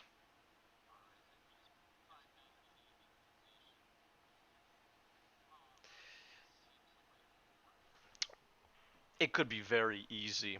And you say any kind of inclination when you and I both understand the power you possess. You want to make it simple. Why not go to the highest government of the land, Connie? Slay and take their heads, because none can stop you, and destroy any who stand against you. You will eventually kill so many that it will be seen as fruitless to face you head on. I am sure you will constantly have to deal with some sort of guerrilla movement, but tell me, if I was a lowly commoner and I heard tale of this mysterious woman with a great blade taking the head of the Archon, then the Archgenerals, then 100 men, 200 men, 300 Tharnic Guard, 500 Tharnic Guard, 1,000 Guardsmen, and then they run, what hope is there to stop you?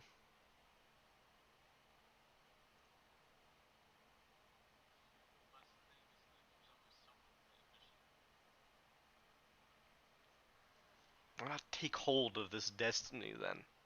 You obviously grow tired of being sent around on these tasks. Why do you even serve other paths? You have.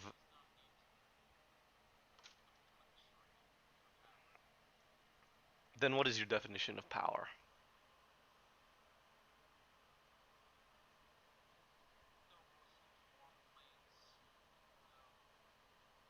Hmm. You desire some form of godhood, demi-godhood.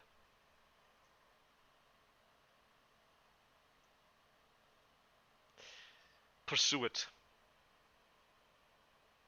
This is your own personal ambition. Let it lead you where it may. Otherwise, you'll be faced with nothing but regret. So then, with this personal ambition, why do you even bother with these worldly matters? You're already beyond that.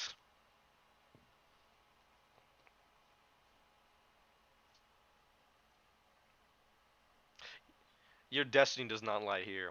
So why do you remain? Do you truly love this country? I can see it. I can see beneath and into you. Have you not suffered greatly at what the machinations of this nation allow to have happened to you?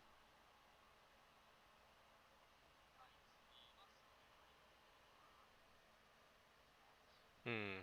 It doesn't tire you. Why not move beyond it all? Who cares who gets this axis of morality? You, Connie, are off pursuing your own destiny. Your ambition transcends a country, and you'll never be satisfied.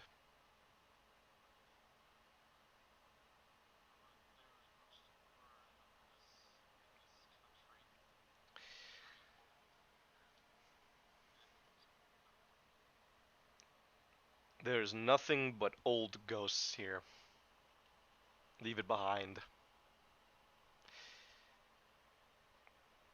You, Imperial.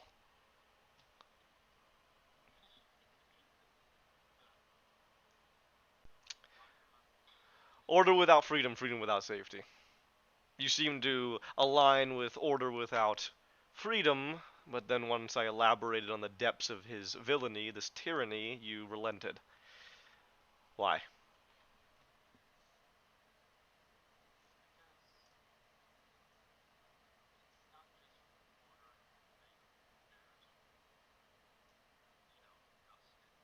Mm. Morality, ethics. Spoken like a true Imperial, he says with a little bit of venom in his voice.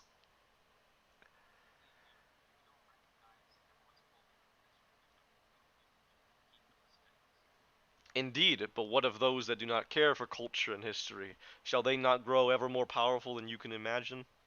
When when they relent themselves of such weakness.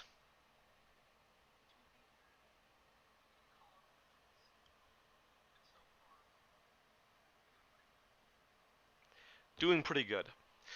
Does not your Imperium value itself as a bastion of, what do you call it? Democracy?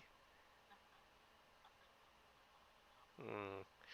And yet, do you not have association with many nations who are anything but that? How about I think of a few? Do you not have a? Does your people not have an embassy in the learned land of Arcadia, where a caste system prevents you from having any sort of advancement or exploration beyond your life unless you undertake a godly death sport game, a blood sport for the benefit of those most celestial, for a god pharaoh that has never appeared in hundreds of years, and that is the only way you can become anything more than a slave? The Imperium is that ally.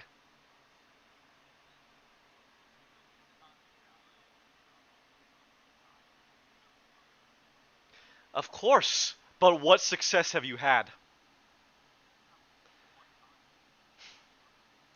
Change is great, Imperial, but not when it takes hundreds of years. Not when it takes generations to complete.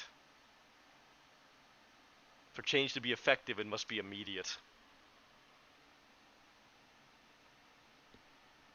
What the Imperium could be if they accepted what that name means. Not a coalition of republican states that form some sort of basic commune where each gets their own voice. An Imperium has one single strong leader,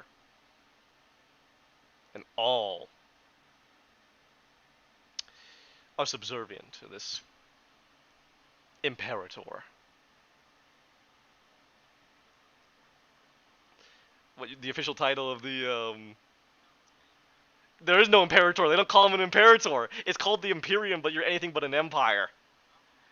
I think their current name is President Marshal. I think that's the official title, which is anything but an emperor. The President Marshal is elected. There's a whole governance seat. There's a whole Senate. You're doing it? Okay.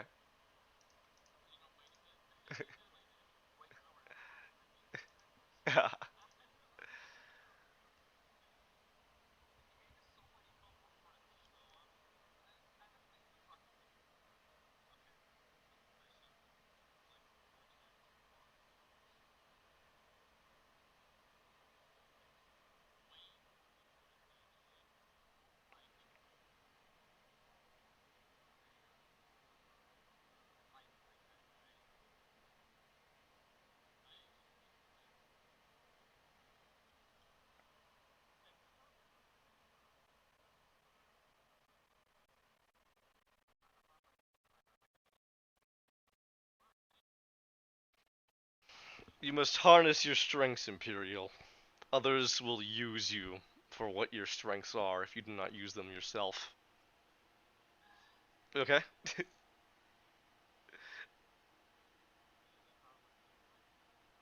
Gotcha.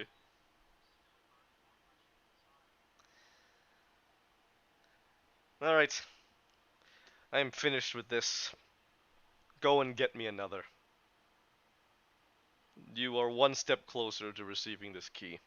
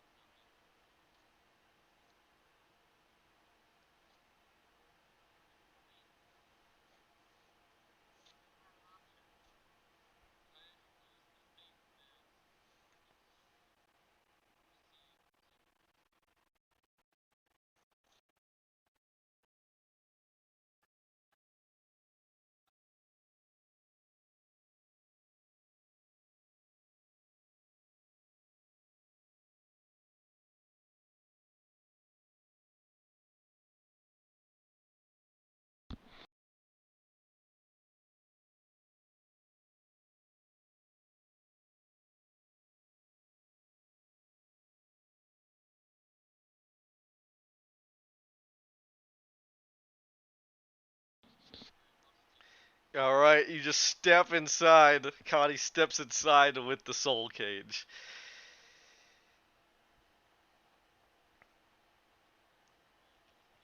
Gotcha. Well, unfortunately, someone will speak to you in the moments before you can focus on imprisoning them.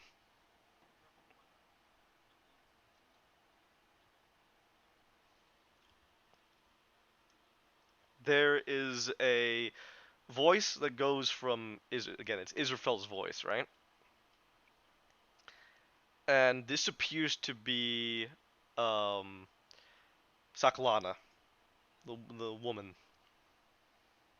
And as you appear, she'll greet you immediately with quite a excited expression, I suppose.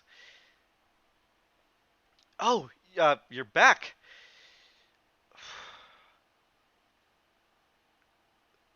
You know, you look familiar. Are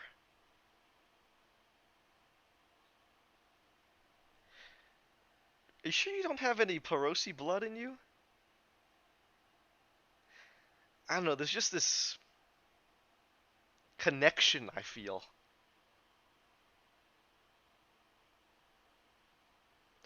I know what it is. This again, you can't see anything, but there is this feeling. It's it's a strange one because it's been a long time since you felt it. It is this emotion of death, but it's almost like a dream, a peaceful dream. Whatever she just did kind of emits that feeling. You are from Wellingir, yes? Or are you a priestess or someone related?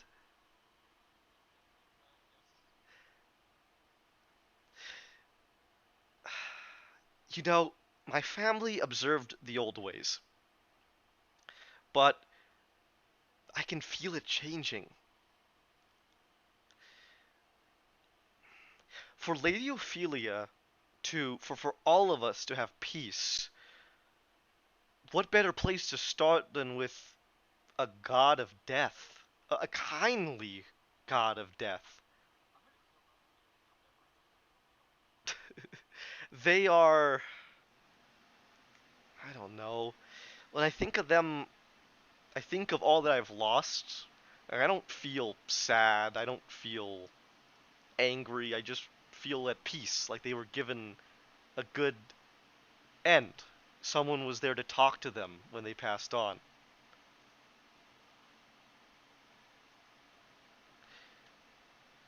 It's very different from how they actually passed. My parents, I mean. Jacksonar came after them with hounds. They were old.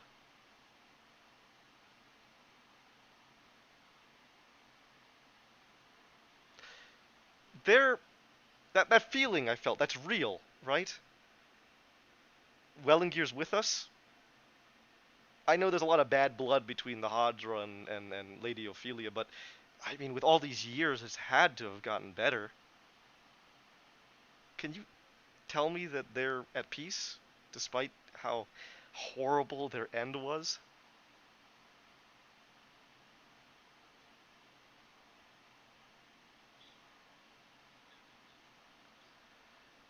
I can only hope that the same is done for me when eventually I go. I can imagine it now. A home, a field of grass, my parents back, a nice cottage, the sun rising.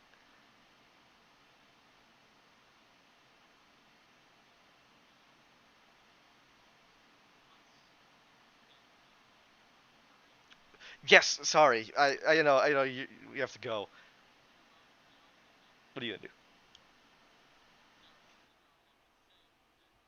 Okay.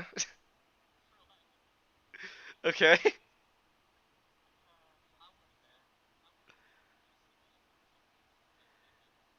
Interesting. So this is very this is so here's the thing with we're about to go crazy here, all right? Now there's a very close again, the dealing with souls has some certain connotations with it, right? I'm going to tell you right now there is very there's no worse crime you can commit than splitting a soul. It'll work, but the process is very volatile. You could be left with barely anything. It's not even a person anymore. Not even that, right? And because the piece is split, the entire soul will never find peace.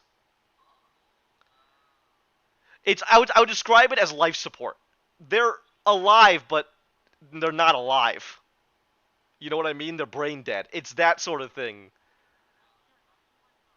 In this case, they're quote unquote dead, as in they still remain in an afterlife, but literally.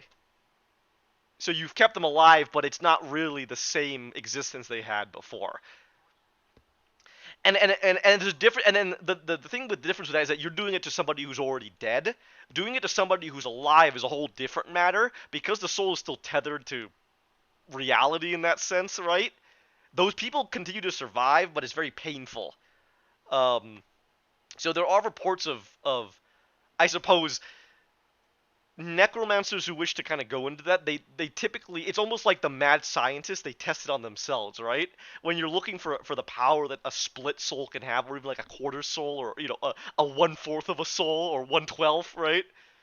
They'll do it to themselves or somebody else that's alive, because that can be very powerful. You put that into an object, again, back to Horcruxes, right? Make it very powerful. It's very much in that vein. Um, and because the soul is alive, it's not shattered like it is before. There's gonna be a change, but it's not shattered. Whereas a dead soul is a lot more fragile in that sense. It's a very brutal thing to do. I mean, moving on is preferable. I would say that what I would say with that knowledge now that you have, that's what Jack O'Nar is doing. Who knows how many pieces he split that soul into to feed off of it?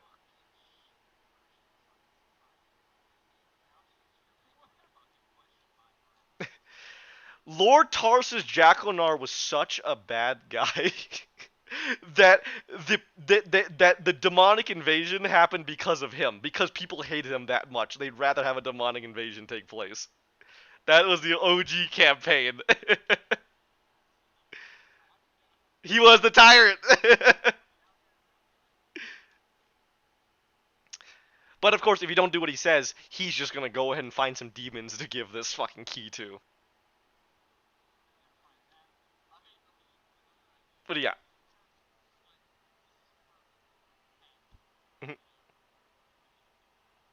Sure. What do you got? I'm down with anything.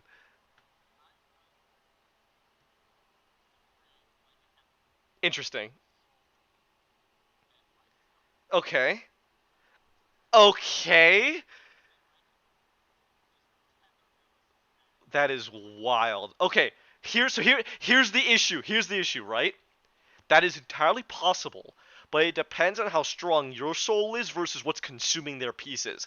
If whatever's consuming their pieces is stronger than your soul, it will rip pieces of your soul out with it. In game terms, I'm gonna make you do I'm gonna make you do. I gotta think if I want to do like a Constitution save. That's probably what it's gonna be. A very high one. If you fail it, I'm gonna make you lose a level. It doesn't kill him. But Death Ward is interesting because it prevents a living soul from dying essentially, right? So, hmm. So like if you put Death Ward on a dead soul, right? Or you put Death Ward on this tethered dead soul to a living soul. Now we're getting the wacky shit. Give me a sec. I gotta think about that now. Okay, how about this? You pop Death Ward. You pop Death Ward. I'm gonna give you 2 levels of exhaustion, both of you, but I'll let you roll that save with advantage. Whoever, the person casting Death Ward and the person it's being casted on.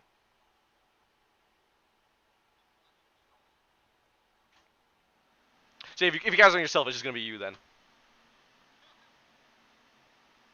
2 levels of exhaustion. I'll give you advantage on that roll.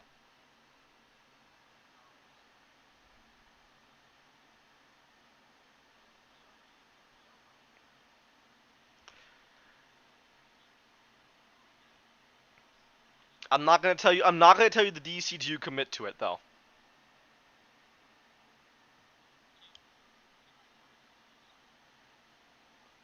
Hmm.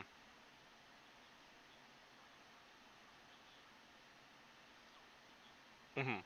Interesting.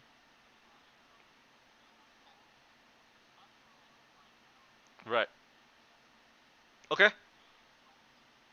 All right. All right. We'll save then. Okay.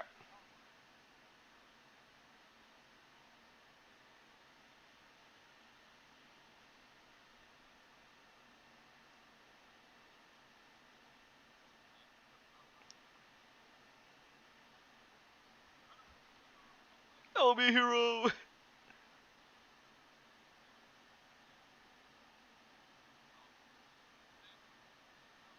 So you gonna do it? Okay. But you suck the soul into the soul jar still, right? Okay. The second as that happens, is there a priest in here or? Oh, I don't.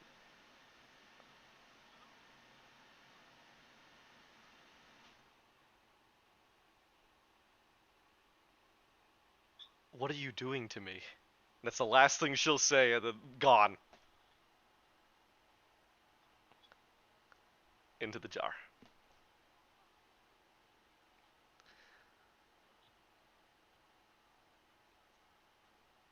All right. You ready? You gonna do it? Okay.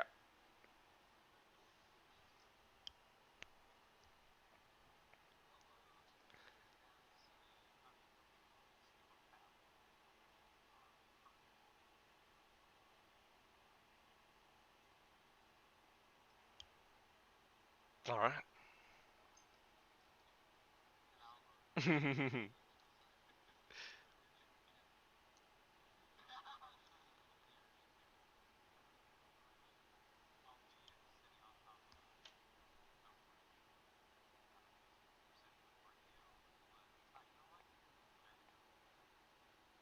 Okay.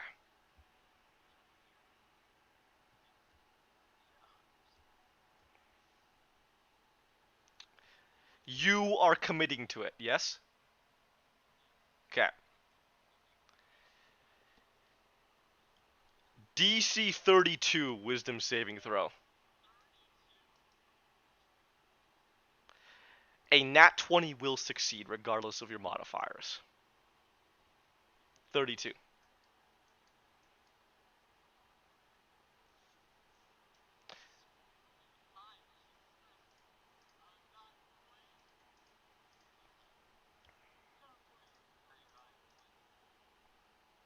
You will indeed get his bonuses.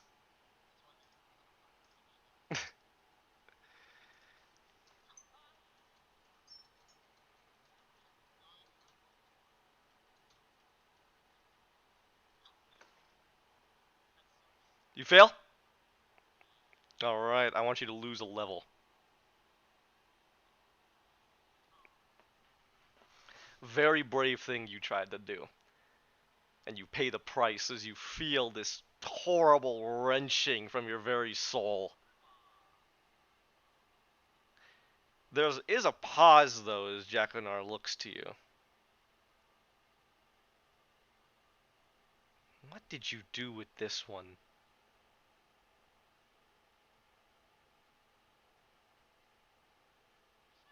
What did you do with this one?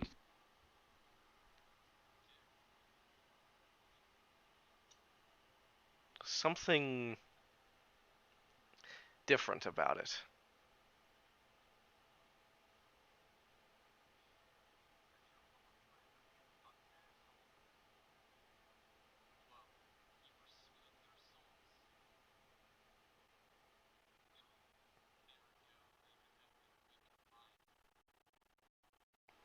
I see. Oh, I was by far the most excited for you, I suppose, but a bleeding heart doesn't suit you, so I suppose a bleeding soul will have to do instead. I hope you've learned your lesson. Do you think me some cruel monster for forcing you to do this? Do you answer him, Davis? Yeah, you do. Alright, he'll look to you. Why?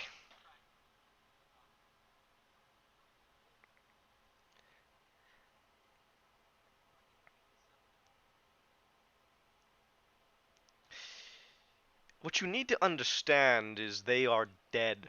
Their souls long and buried. That person there is just a lingering, I suppose you could call it a ghost, a spirit. But that person is gone. Once we pass on, there are far worse things that can happen to an errant soul. And if you want to blame somebody, do not blame me. Blame the Perosi. Blame my people. Before the adoption of Wellengear and the fact that souls would be.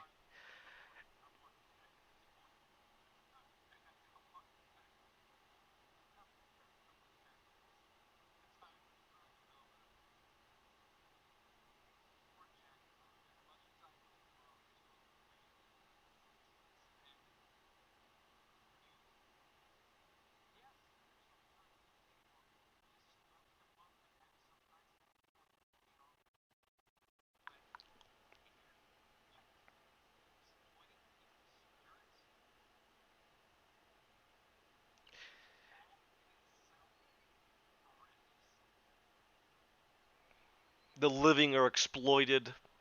Why not the dead?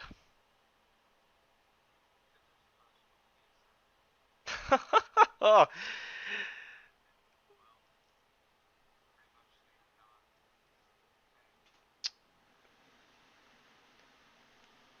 understand this.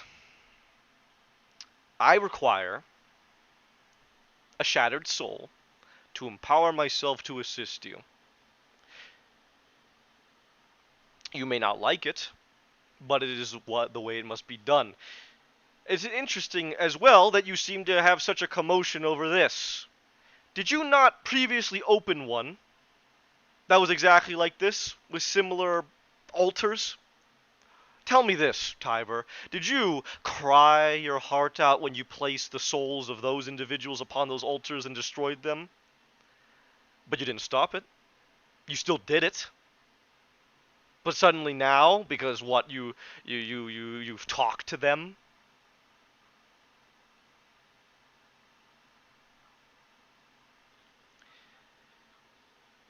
if you don't do it, someone else will. That's all this comes down to. You are sacrificing those who are already dead to help many more living. Is that not worthy?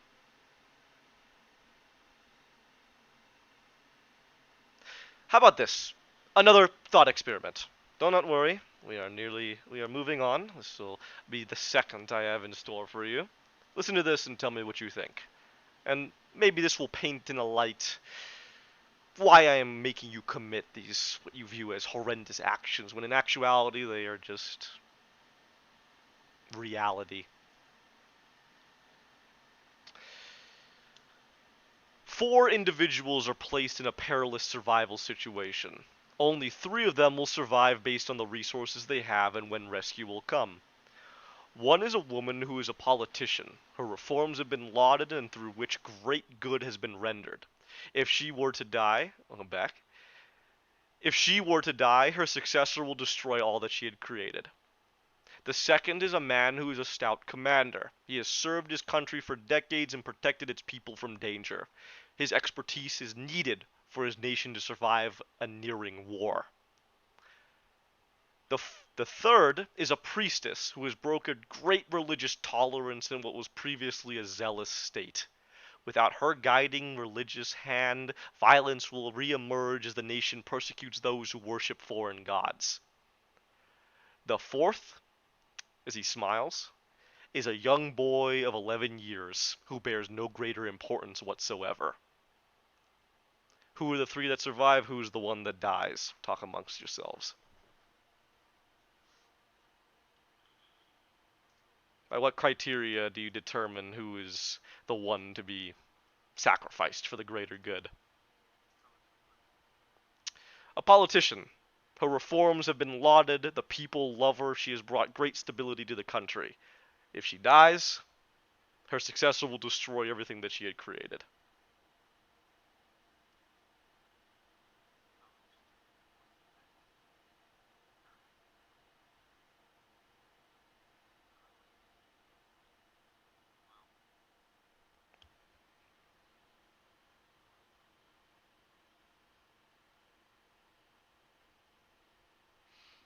Anyone? Yes, her successor. If she were to die, the one following her would destroy everything. That is the basis of the experiment. Mm. Mm. And the fourth is a boy who has no importance beyond being 11.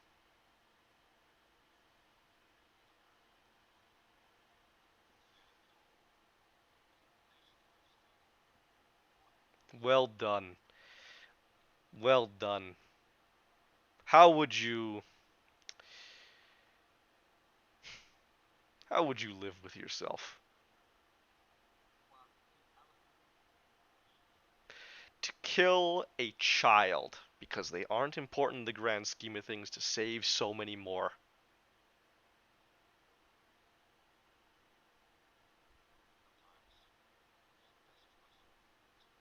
Hmm. Yeah.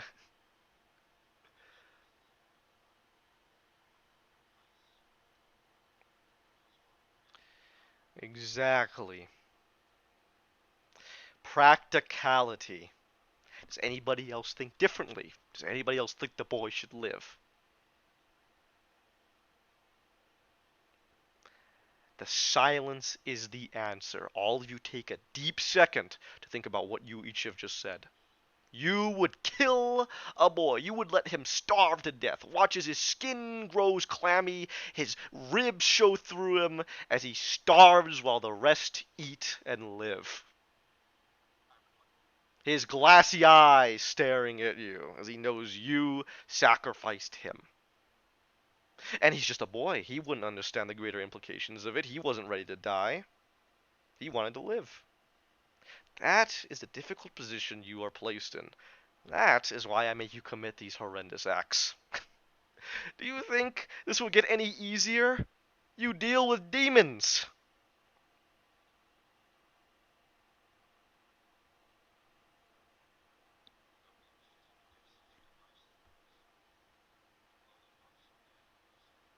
Hmm. So I want you to keep this in mind, and I want you to think about how each of you answered when I tell you to get me two more souls. Because if you don't, I will give that key to to these fiends. The Dominion to these fiends. I was gonna say demons, and then I caught myself on the fucking. They are here. Maybe they are. Maybe the ninjas are here. Then there's ninjas!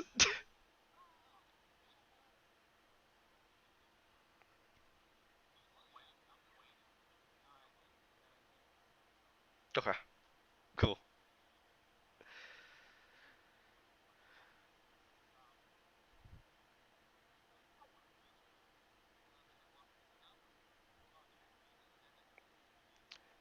Yeah, you'll give you another one. Don't worry. No, no, no.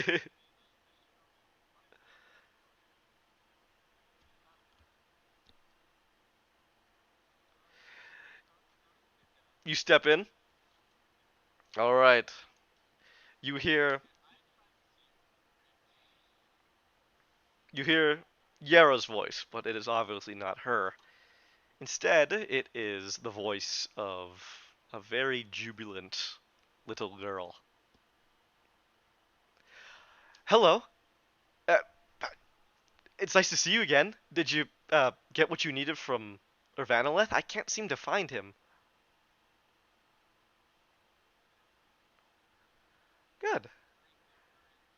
So we're gonna be okay? You're gonna make sure we get home safe? Well, I guess wherever home is now.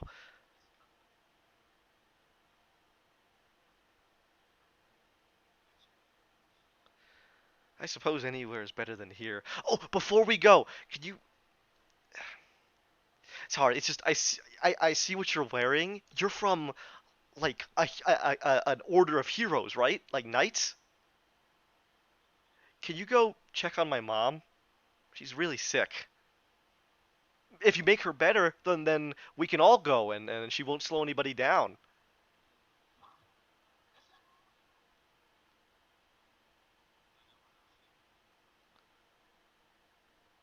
They don't know how to fix her. Um, I think there's more. I don't know. It's kind of dark. That's weird. But yeah, could you just look at her real quick? It's strange because you kind of move, you're not moving anywhere, right? But it definitely sounds like and you feel like you're going somewhere. And soon enough, you'll hear a voice come again. Mom, I brought someone who can help. He's gonna save us all. And a very frail kind of voice answers. Again, still Yara's voice, but a frail voice answers. Oh, hello.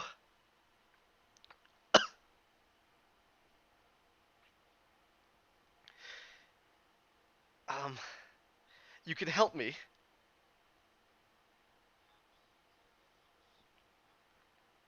I was. They broke me out. He was. He gave me something. His children. They're just as vile as he is.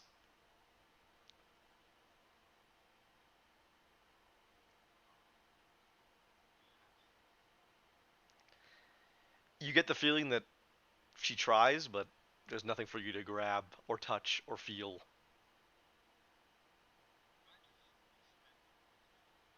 Absolutely. As you expend your point of healing hands, there's a pause, and then you hear a frail, coughing voice again. Did it work? It doesn't. I don't feel any different. Listen, I think I'm getting worse, aren't I? Can I ask you a favor?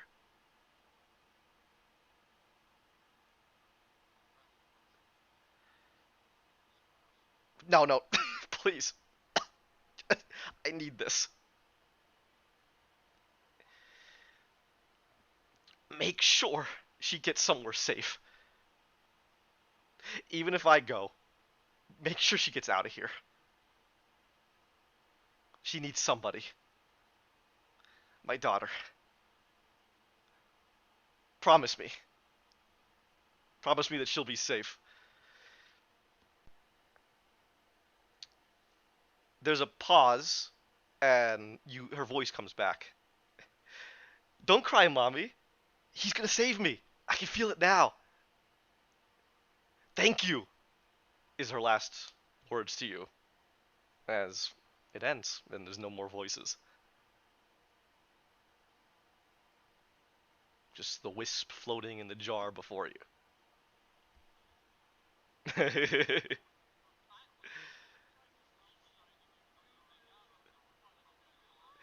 So far, yeah, fucking Keurig man gave a lot. A whole ass level to try.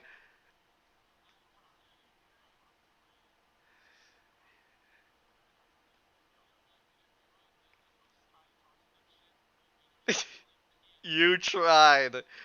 You tried.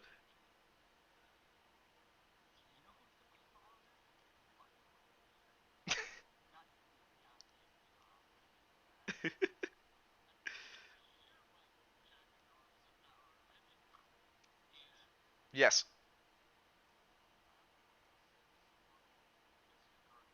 Okay.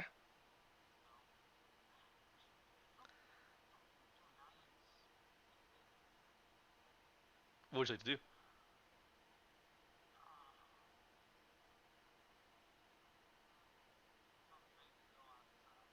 Okay.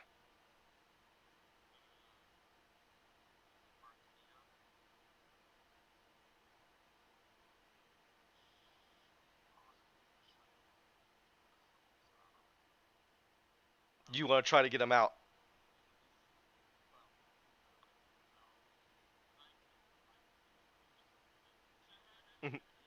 I mean, for literally all it takes is to dispel magic. Yeah, they're gone. They're free. Mhm. Is that better than what's happening to them now? And then you lose the key.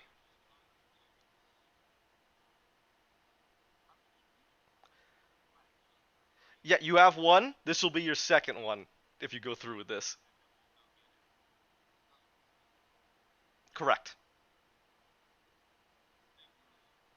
Correct.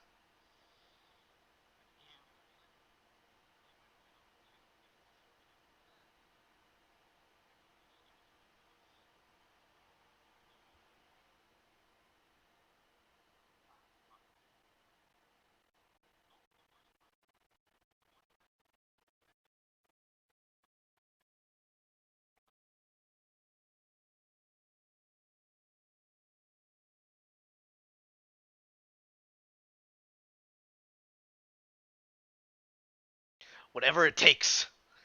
Is how you that kind of guy, Zerk?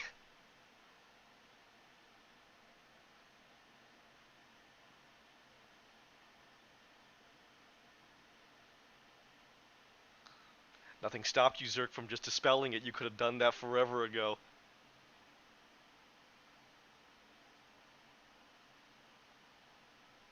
All right.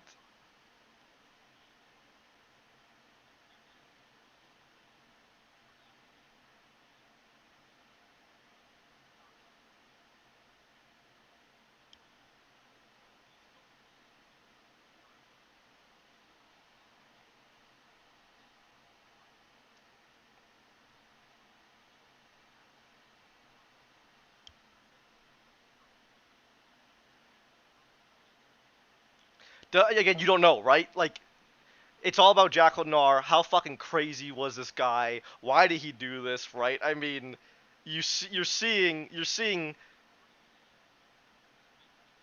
Yeah, I mean, he is absolutely a sadistic fuck.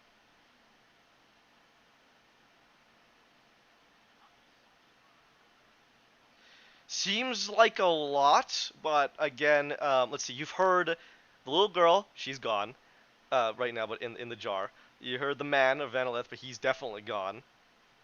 And the woman, I had her name here just a second ago. Sakalana. She's gone. So that would be three. The little girl is the third.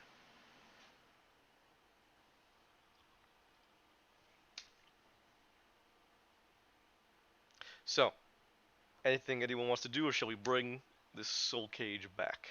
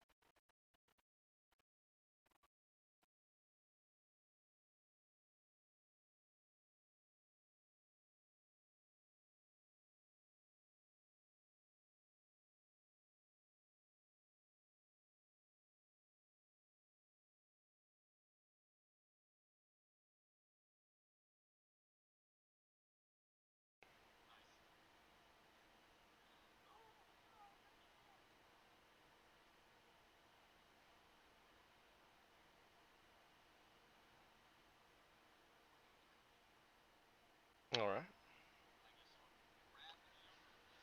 Do you go in? All right. I am gonna put you through another guilt trip.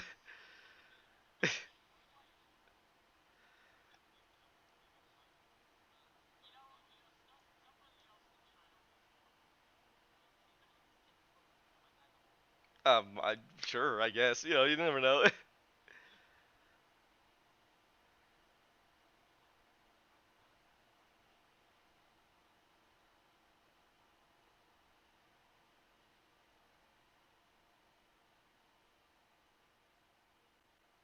All right, you go in. Okay. All right.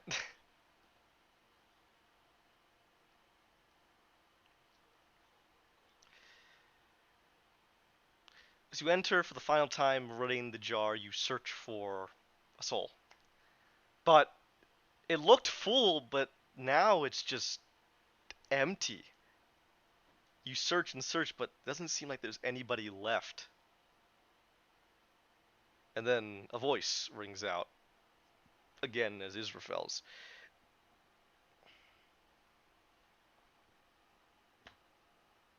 But it sounds distant, vacant. So, you're here to finish the job.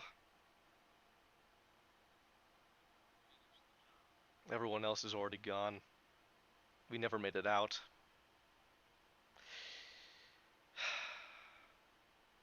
I'm dead, aren't I? We've all been dead. They got in here, Jaconar, his soldiers. We never left.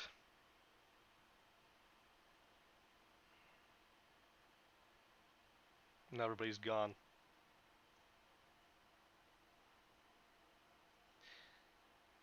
Are you helping him?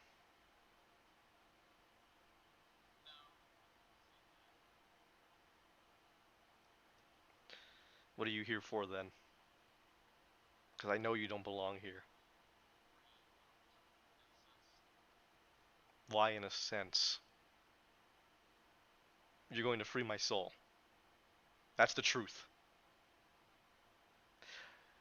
I lived, I died. Please don't keep lies from me now.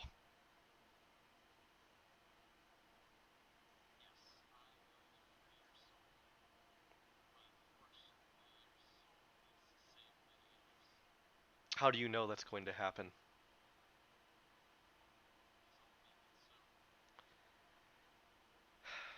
Where's my soul going?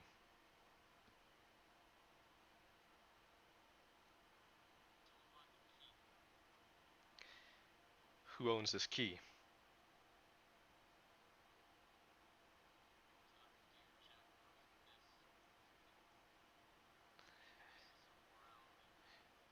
And you're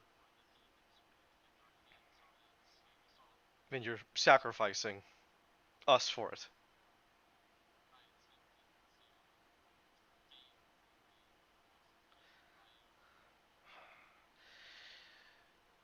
The price of the price of morality, isn't it? How can you trust that what you're actually doing is going to work? What if it's a ruse or something else happens? What if all that sacrifice is meaningless?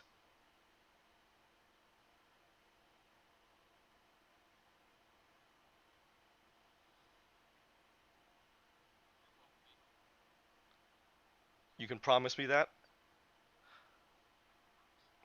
and then I suppose that'll have to be enough.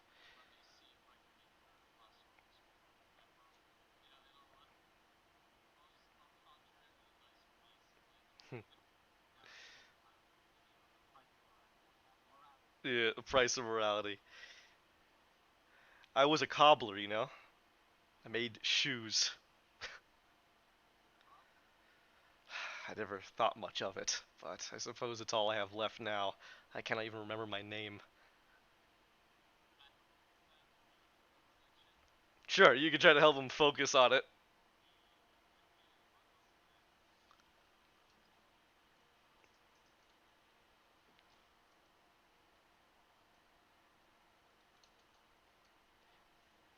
Wait a second. Don't worry, I get what you're trying to do, yeah. I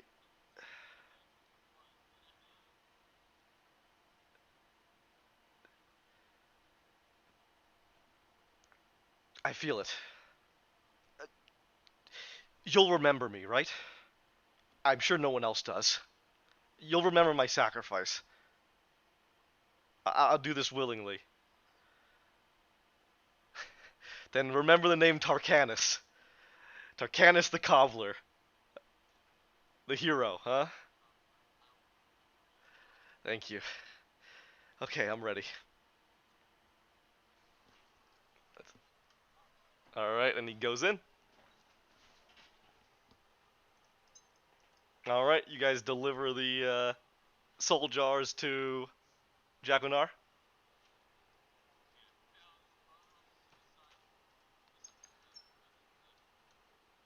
Oh, wonderful. It doesn't matter, but I suppose that works. He became, what, sentient of the place he was in? That's quite unique. Uh, Maybe he wasn't as strong as I thought he was then. If you had to help him, he wasn't a very robust soul, was he?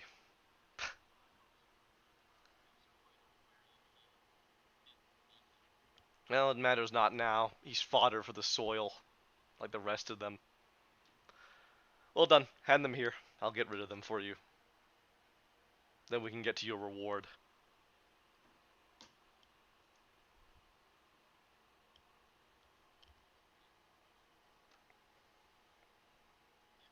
Alright, you hand them over. He crushes both. Again, you see the little girl's soul shatter, and you see Tarkanis' soul shatter, and it is just the most horrible feeling imaginable. In fact, it's so bad this time, you even can see the Arcanoloth shiver slightly.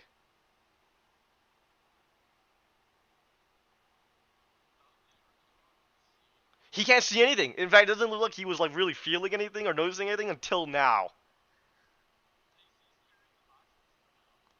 He just saw you holding nothing. Like if you asked him, no, he wouldn't have seen anything. It was literally like holding nothing in your hand. He doesn't see what's happening.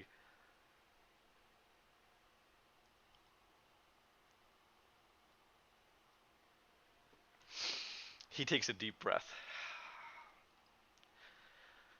Rather than bore you, how about I give you one last thought, and then afterwards we can talk about your reward.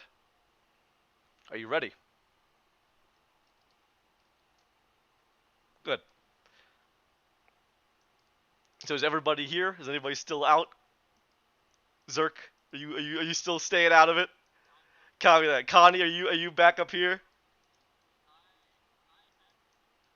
Alright, gotcha. Gotcha. Right, gotcha.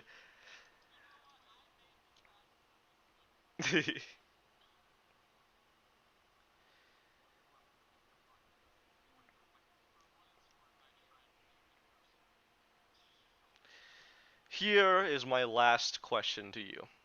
Think deeply on it. A creature who has committed horrible acts comes to you for redemption.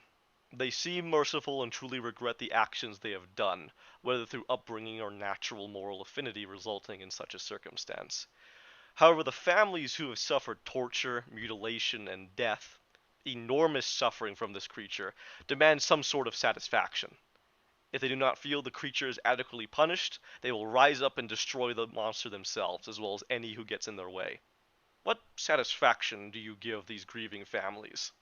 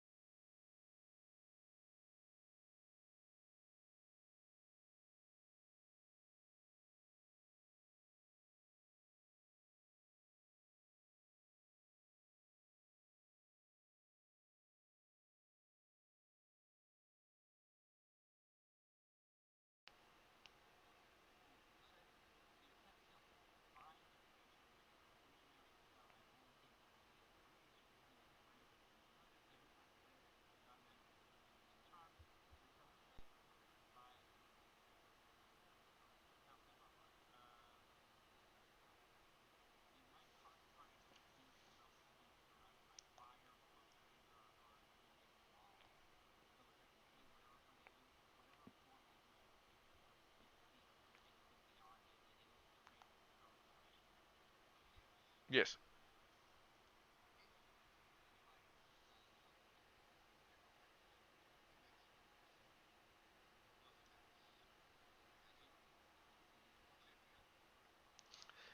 Right. What's the spell called? Mental projection? Mental prison. Let's see.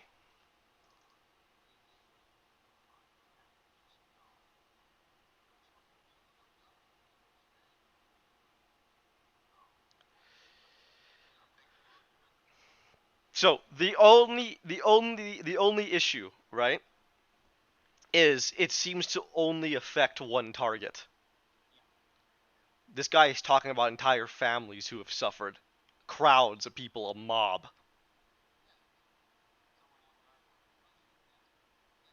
No, they all like demanding satisfaction. They want some sort of retribution for what this creature had done. This one creature had committed that.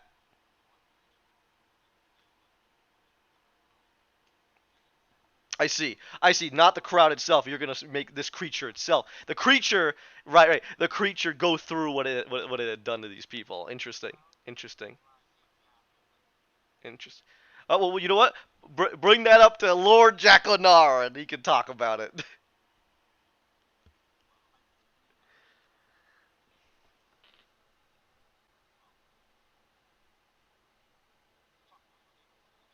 Mental prison. Wow.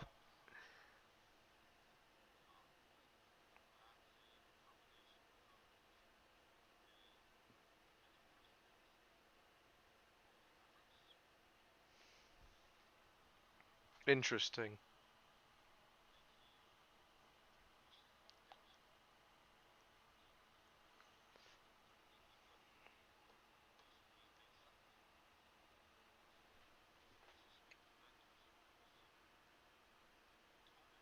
Hmm. How long would till he experienced everyone's suffering? Very well. Let's say this creature had terrorized a town, then, for example. Let's go smaller, a village. You would put this creature who requires redemption, requests it, as prostrated themselves before you, to go through this dozens and dozens of times. And what if this anguish resulted in the creature dying as a result?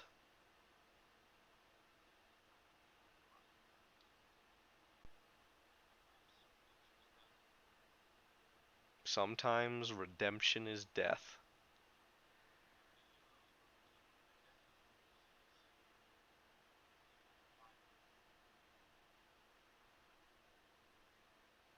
Hmm.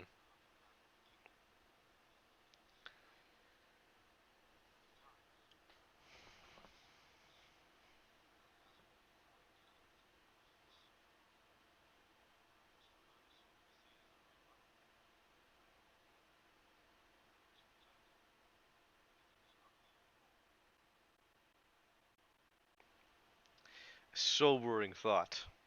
The rest of you agree? Even if it means the death of this creature that is doing everything in its power to give back. That is worthy.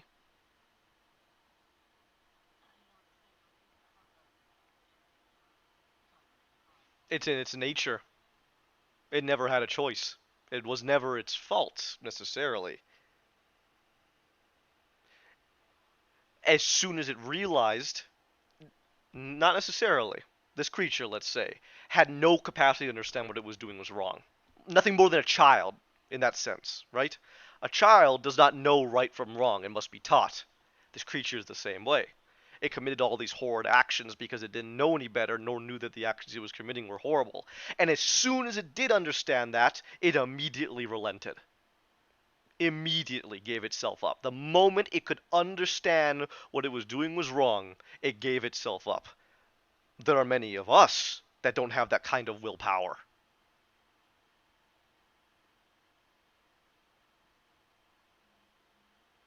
But that doesn't change anyone's answer, does it? I suppose that makes sense. You've already committed children to death. Why would this be any different? A creature that does not know right from wrong, another sacrifice to satiate the masses. One for many. Hmm. One for many.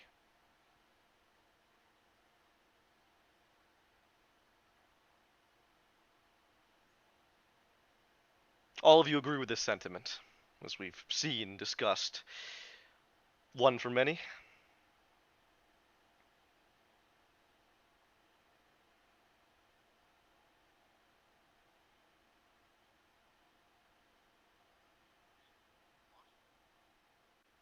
Good.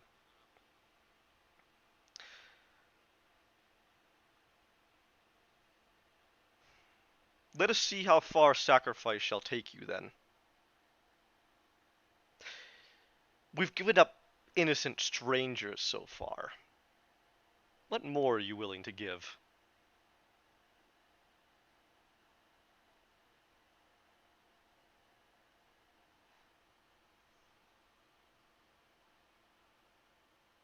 He smiles. Very well. Let us do another test. You, Imperial, give me the soul of your halberd. No?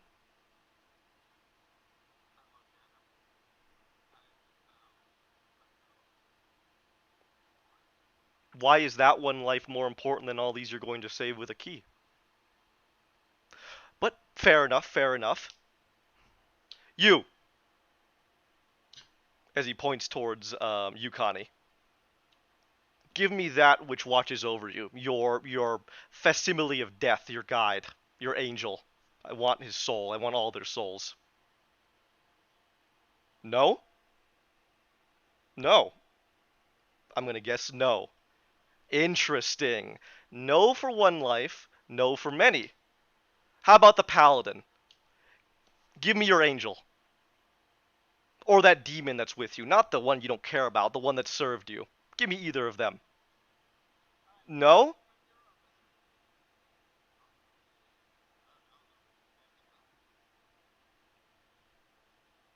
And if they refuse?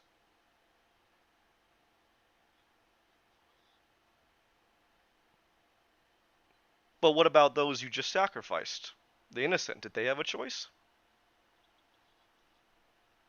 Why do these ones get a choice and not those ones? Perhaps it's because you know them better.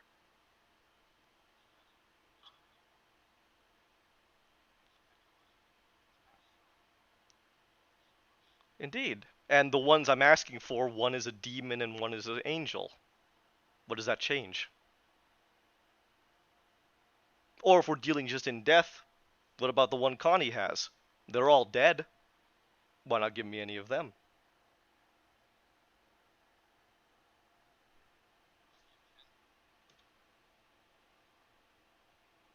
Would you like to ask?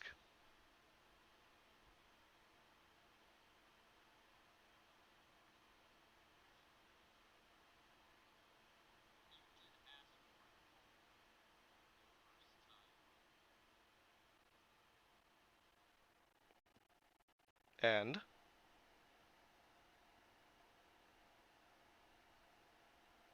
very well. Zerk, perhaps you have someone you can give me. You're right. Alright, I guess you just don't have to get involved then. It's just these three. Nice work. Yeah, you know what? You're good then, Zerk. You're good. You're good. You're good. You're good. You don't have to get involved at all. I'll make this very simple now. Give me one of those that you have, the demon, the angel, the undead conglomeration, or the halberd, and I'll finally give you the key. Don't do it. Fine enough. But we see a certain hypocrisy. I don't blame you. But I am curious to see how far you're willing to go for this so-called one for many ideal that all of you tout. Give me one of your friends.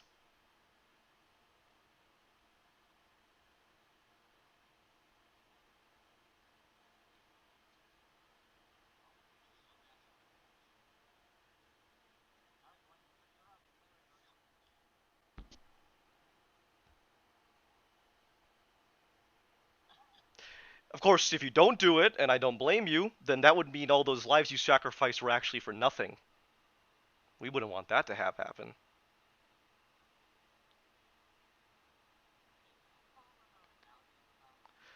Yeah. I'll give you a moment to think about it. You can even leave and talk about it amongst yourselves. I obviously am going nowhere, and I understand this is a difficult decision, but it's the ultimate test. You're at the finale now. Don't falter. I just need one more.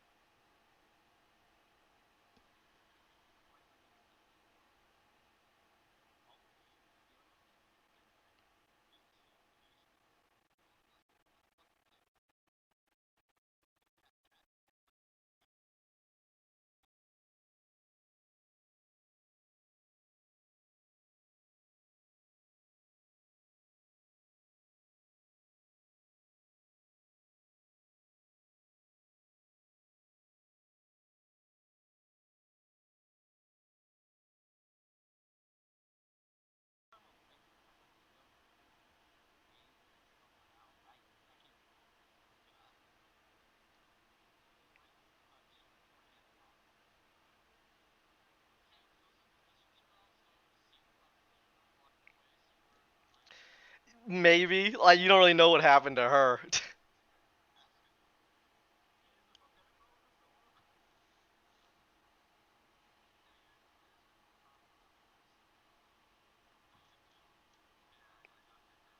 Would you like to stop here and have a whole week to think about it? Oh, that was quick.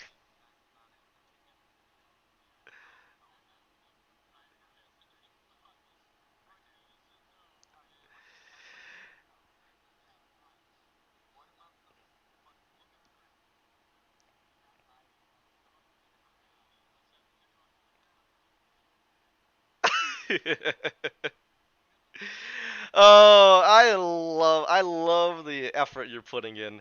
Nothing looks iffy.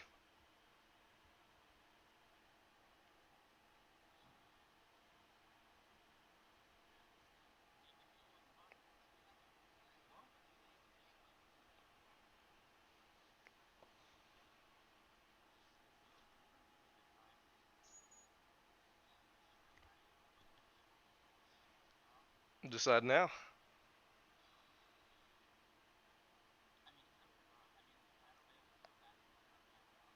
He doesn't want the Arcana Loth. This is the point where he is like, you sacrifice all these lives you didn't know, one for many. Sacrifice someone you do know then, if you want to stay true to that.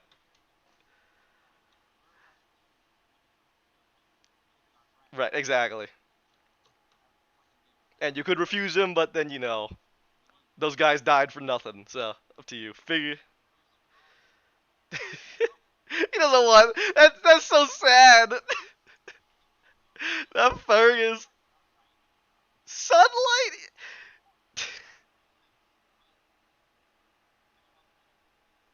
You want something that's gonna hurt. That's the whole point of him being Jack O'Nar or Reflection or whatever he is. Or you can just refuse him.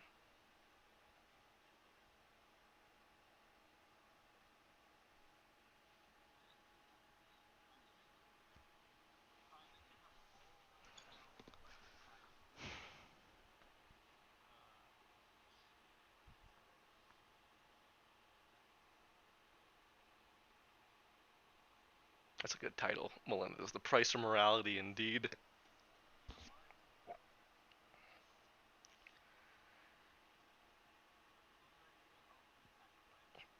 What are you, huh?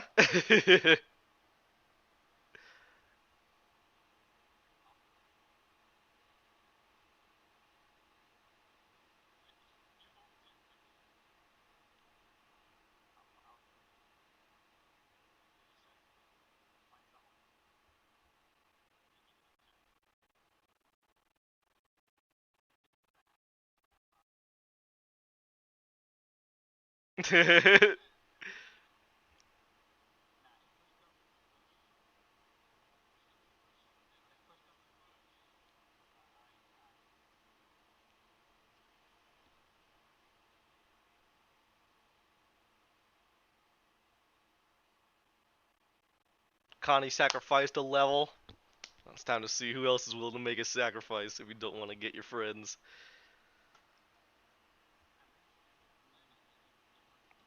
What's your idea? Yeah. Okay.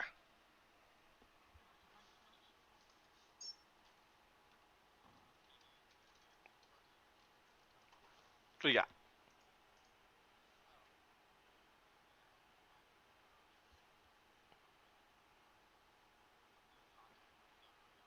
Right. Right.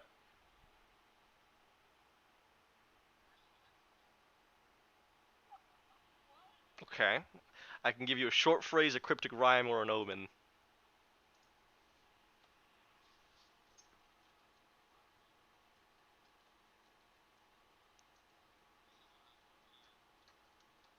That would be Warhammer. What I just tell you.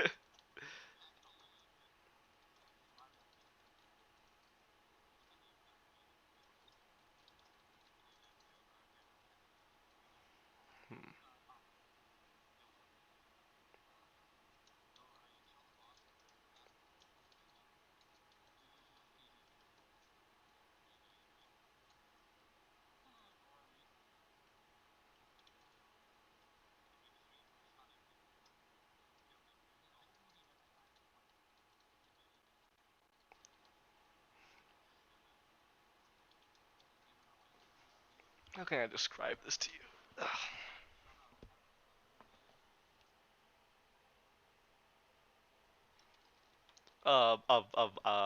Like a memory, an echo of him, something like that. Still him.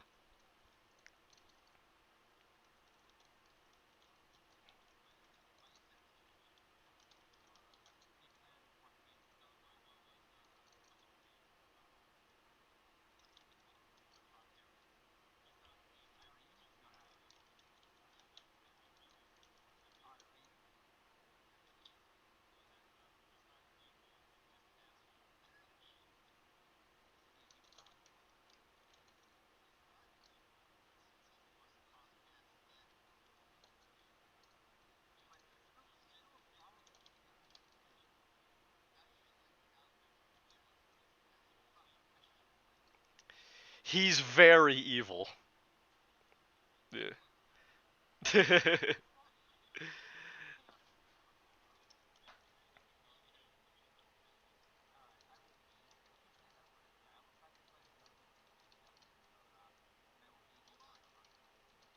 Yeah, I gotta think about how I want to write this. I mean, that's pretty much where it's going, but you've had a way out after way out. Jackal is a guy who is just a fucking asshole, and his choices are gonna be that same way.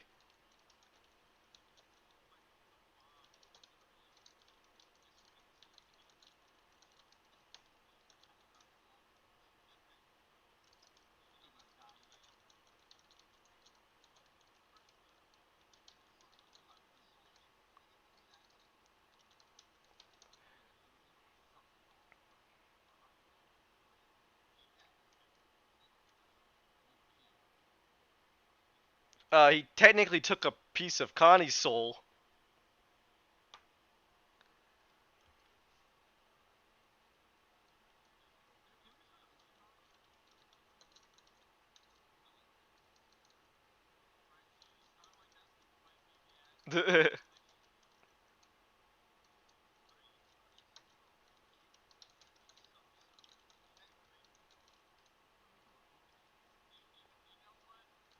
Okay, here we go. I got you. I got you. You're not. I don't know if you'll like this, but I got you.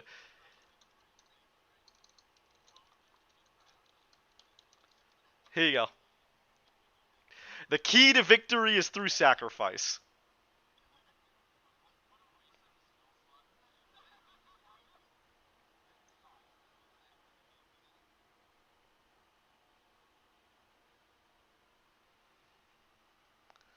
I was trying to say it in the nicest way possible. There you go.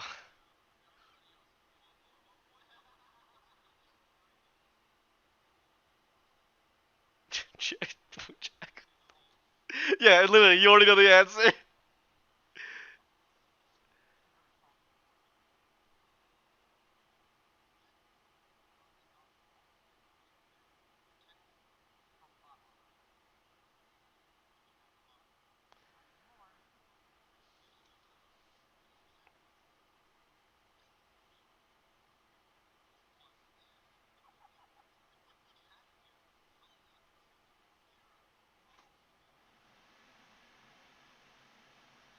You could ask.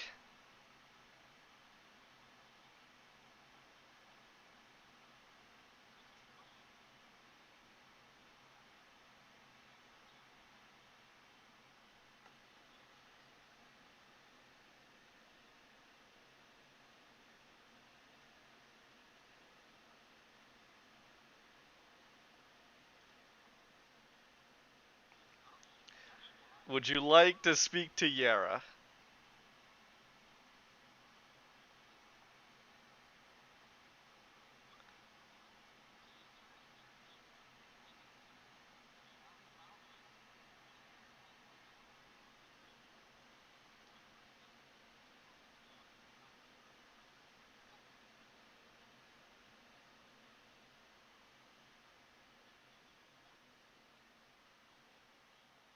Yeah, yeah. What the fuck, Melendez? You're ready to make the sacrifice? You weren't fucking here at all.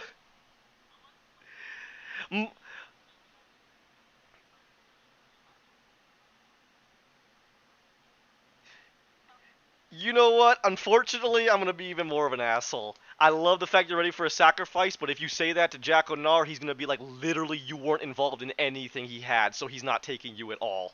It's not you. Too bad. Same reason why you won't take the Arcana Law. That's not important.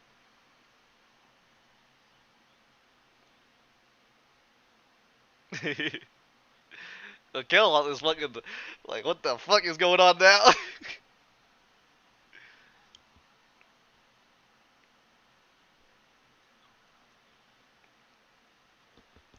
You will hear her voice within you. This is a very difficult situation. Understand this. If you order me, I will completely do as you ask. Such is my duty to you. But my assignment is not yet done. I'm here to guide you. That was my job from Prakanatar. But I will not deny that if you see this as the best option, I would gladly go forward and do it. But if you ask me my choice, I would refuse. My business here is not yet done.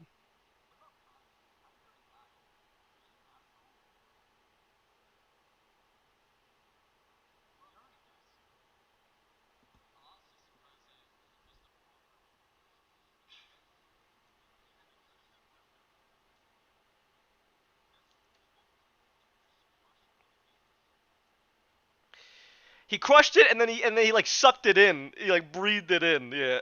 That's what you saw him do.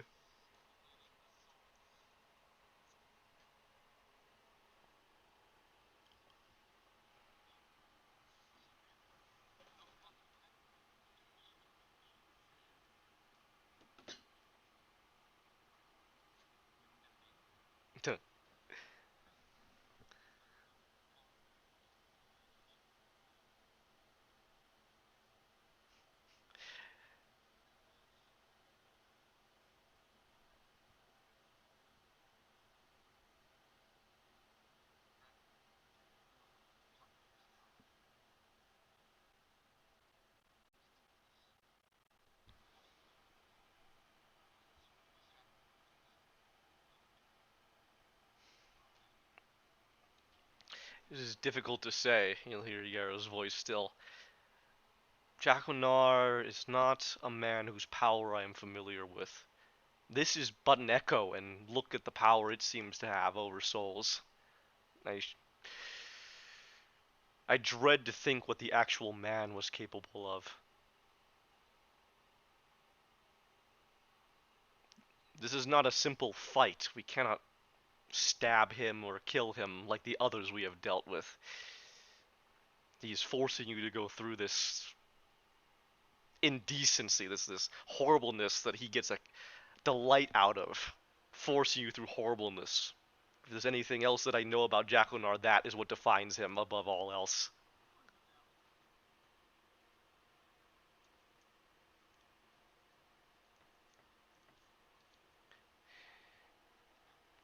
Now he's waiting to see if what he views as hypocrisy will emerge, or sacrifice, or brutality, I suppose. One of those three.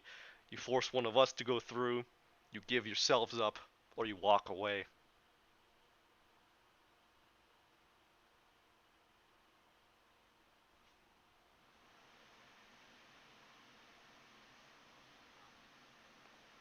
Oh, another idea.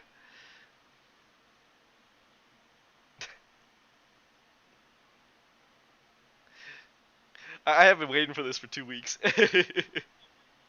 Yes. Again, if you need the time, feel free. But if you want to decide now, decide now. It's a vote now.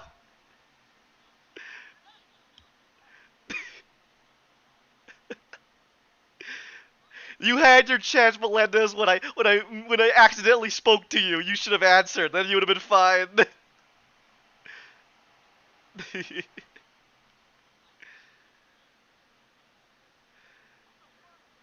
So Connie's already given up a level, man. That's fucking brutal.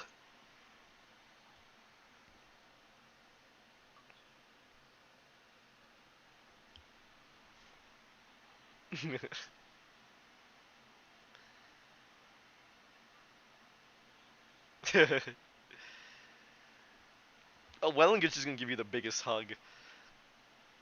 You've been through so. Not you. Fucking Keurig. Connie's been through so much bullshit.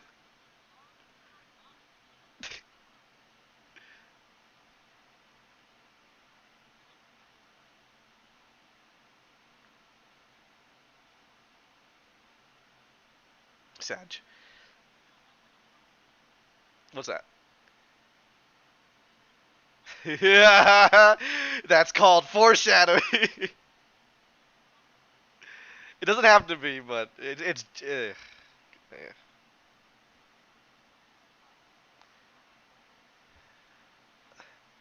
Even though he might like it wouldn't be unreasonable for him to do that. That's fucking just a super kick in the nuts, man. Like, oh my god. Tarkanis the Cobbler, the hero. What's up? I had their names. Or maybe I am that good and I can make up that name on the spot. I just made up like what, 4 names, 5 names on the spot.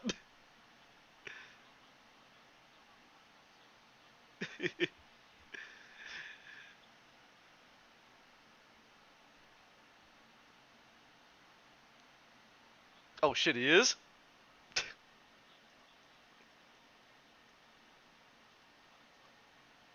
Thinking.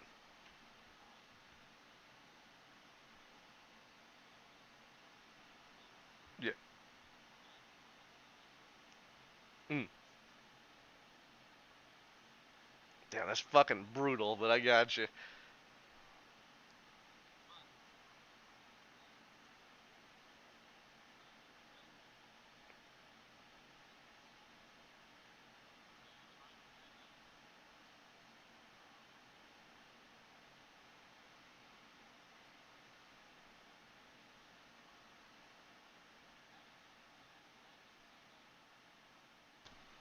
What do you want to insight? Interesting question. Go ahead. Go ahead.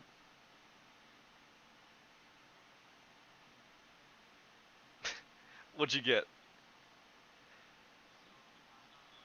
What'd you get? What'd you get? Hey, total. He is being straight up with you.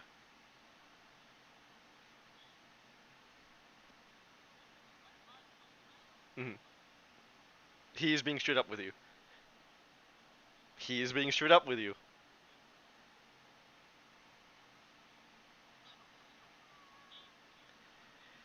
call what you like.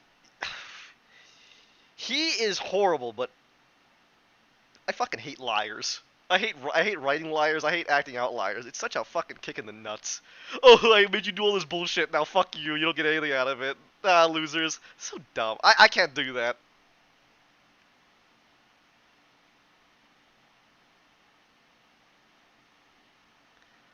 My one character that might do that would be fucking Veronica. That would be it. That's probably my one.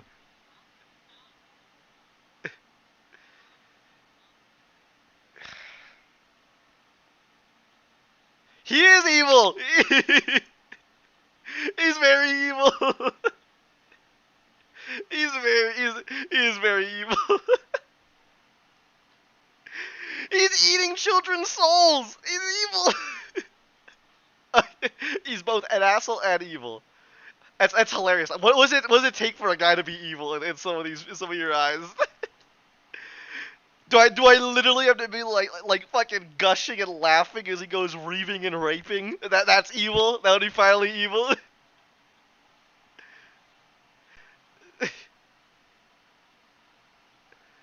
I mean, there you go.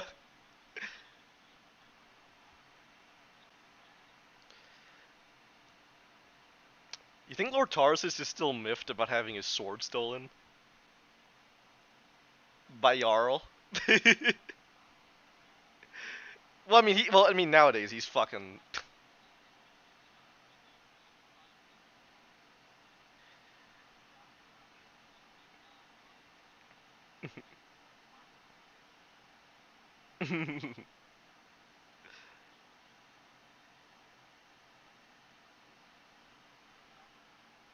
He's trying. He's trying.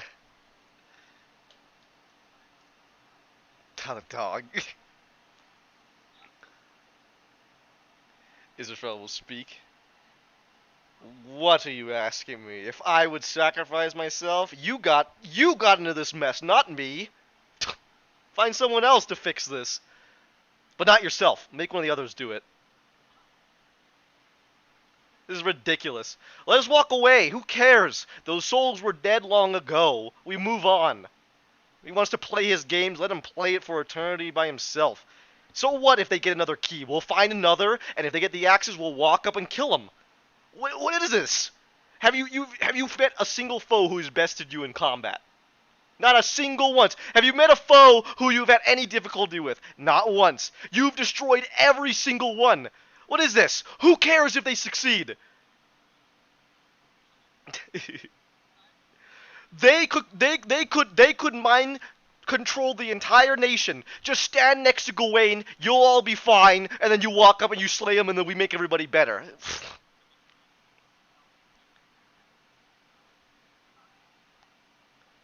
Well, in his mind, he doesn't care, right? Israel doesn't care about that. But yes, exactly. If you feel that that would be a waste of a sacrifice.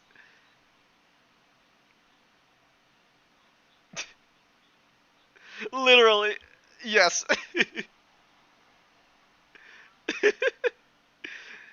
Yes, but he likes. Well, actually, no, not well. Well, Wellinger doesn't even know he exists. They're not supposed to be angels. Literally, yes. That's literally what happened. Cause he's the angel. He defines himself as that. They define themselves as that.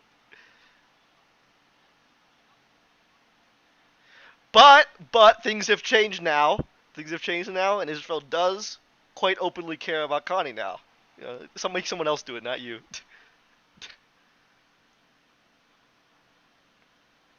Yeah. Israfel's mind? Fucking get out of here, man. Fuck this guy. We'll just kill him or kill his soul or kill his memory or kill whoever the problem is when we get to it. Who cares? We'll find another key. Yara would prefer not to, but if you want her to do it, she will do it. We haven't talked to Cadrigan. And Davis doesn't want Marquita to go through that.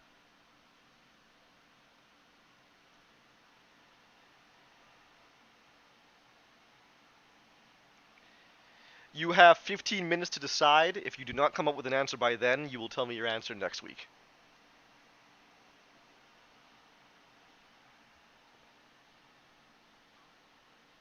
he's not gonna take Fergus.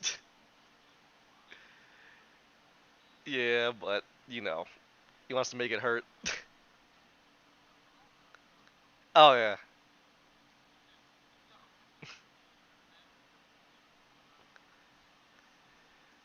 I mean, he's there. He's there. That's all that matters. Green Duncan. Wow. That's what you want to tell him. Hey, wait. Let's go back to our castle. We'll come back with somebody we don't really care about, and we'll give him to you. Bach. Give up. Bach. The Colonel.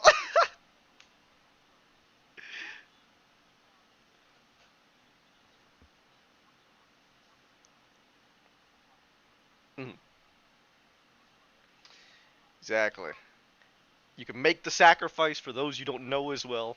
What about those you know?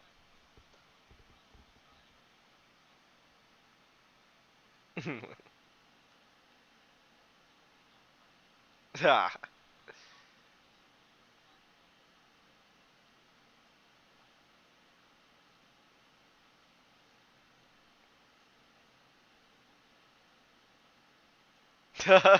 Hey, fix this, please.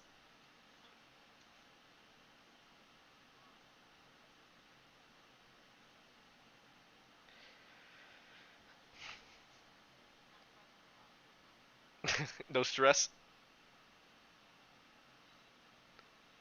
They can just leave. But again, the problem is they sacrificed a little girl, uh, and a bunch of very nice elves. Well, it wasn't evil because it was done with the idea that we are going to sacrifice the few for the many, right? Of course, you could definitely see that as evil because they weren't given a choice. But but the exactly, Keurig gave up a level for that. Keurig tried. So again, what keeps it from definitely being evil is that there's something that can be gained out of it, right? These people died because we're saving so much more. If that doesn't happen, you gotta seriously consider what did they just die for? Not just death, like mega death, beyond death.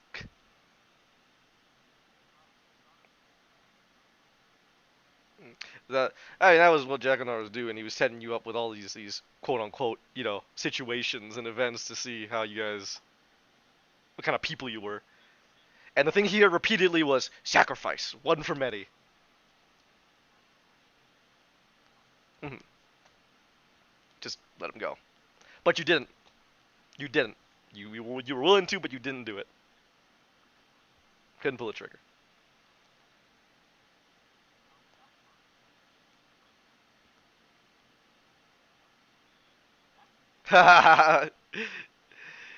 This is most likely the most brain power thinking you have to do for this in the rest of this arc. We'll go back to just smashing demons next session.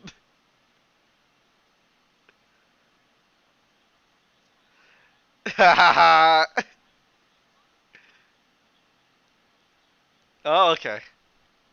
Still sucks though. It still sucks. Oh, but that was very very brave of you. You tried. You tried. It was very difficult, but you fucking really tried. That means a lot. Ooh, okay. All right, write that down. You want their names? Yeah. Tarkanis the I'll put his title in. Hang on. All right, we got Irvanileth. Sorry, he was kind of like the leader, right? Then we had, where is she? The nice lady. Oh yeah, all right. Tamir Krigalia, gotcha. Then we had Sakalana. This was the woman. Um, the little girl. I think I did mention her name like just once. Let me go find it. Valiel. And then last but not least, I'll include his full title: Tarkanis the Cobbler, the hero. The,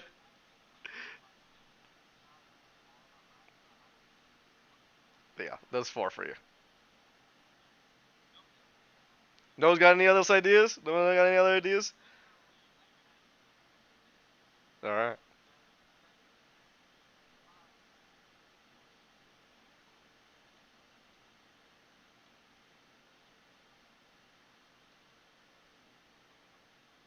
Wow.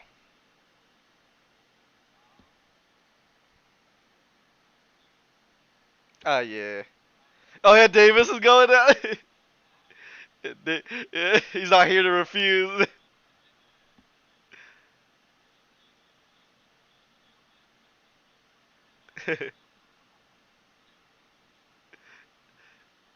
Oh my god. Just fucking grab him. Ugh.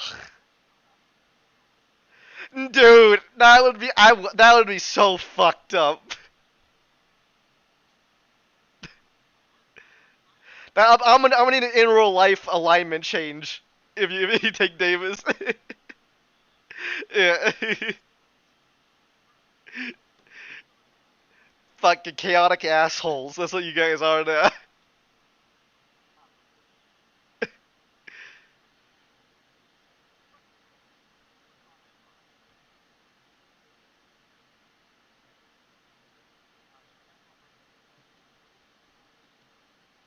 He's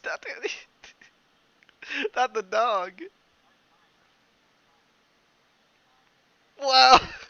And already gave up one level. You fucking dick.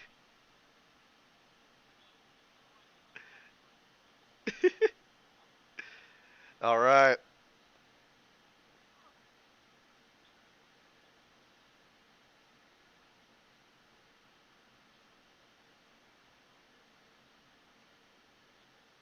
Your decision.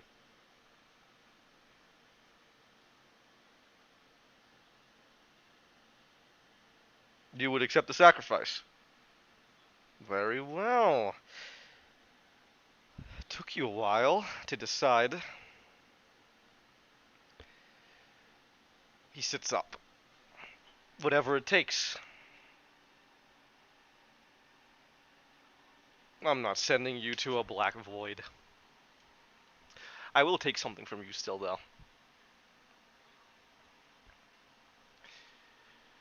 Kneel before me. Ready yourself. You must not resist whatsoever.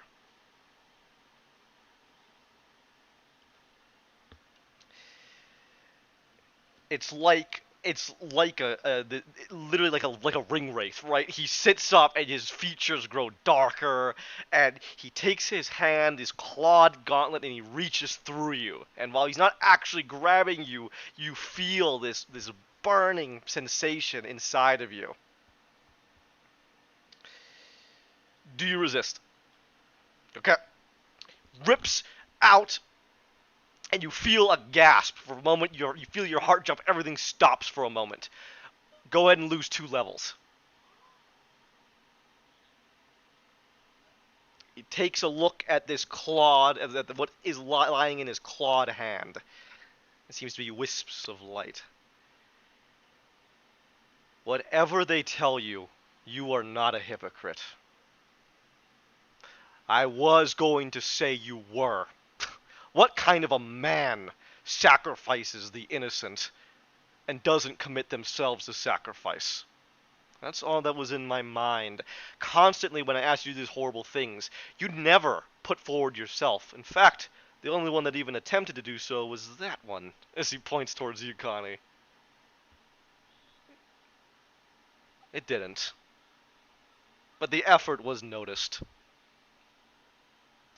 Let this be a lesson. Sacrifice comes for all. No one is exempt from it. Well done.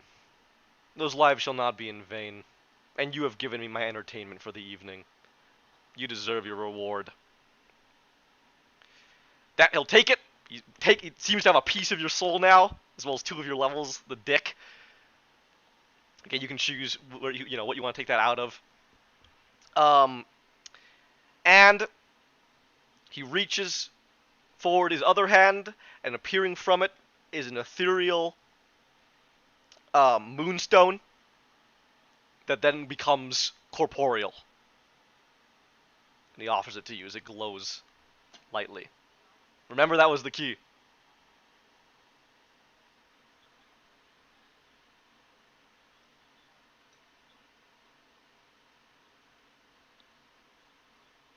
Mm-hmm. The man who's willing to sacrifice others would have to sacrifice himself, lest he be the ultimate hypocrite. Speak big game, but when the chips are down, you gotta be there. Well done, well done. It's gonna be painful, but you fucking showed your true character here. Shows that Gawain really is willing to sacrifice what is needed to be done. So, you guys now have the second key. Carrick, you're down 1 level. Blackwell, you're down 2 levels. At that, the entire area will disappear and dissipate. Can I look at you? Obviously worried now. Well, I suppose it was finished now. Anything else you'll be requiring me for? Or is this where you betray me?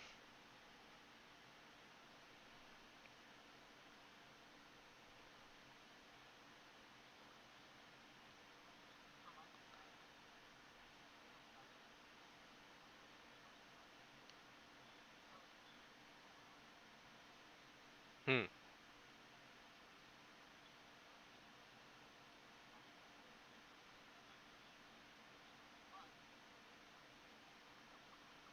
He narrows his eyes. Contracts. What kind of contract do you want to make? I'm especially wary around you. Excuse me? You desire my soul. Under what pretense?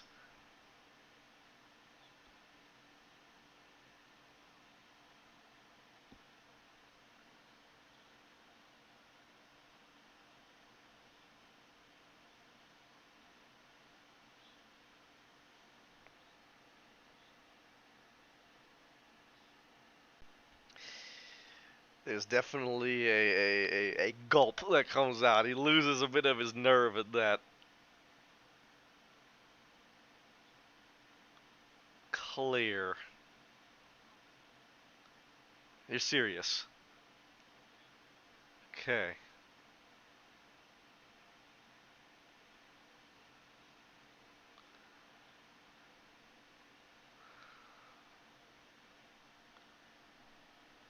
Interesting.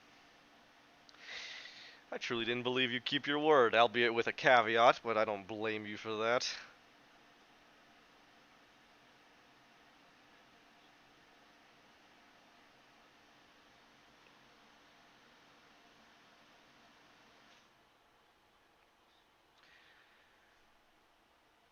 You have 3 more to get through. I expect it should be interesting.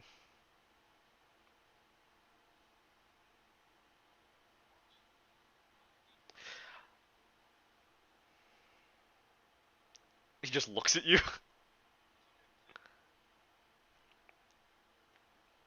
2.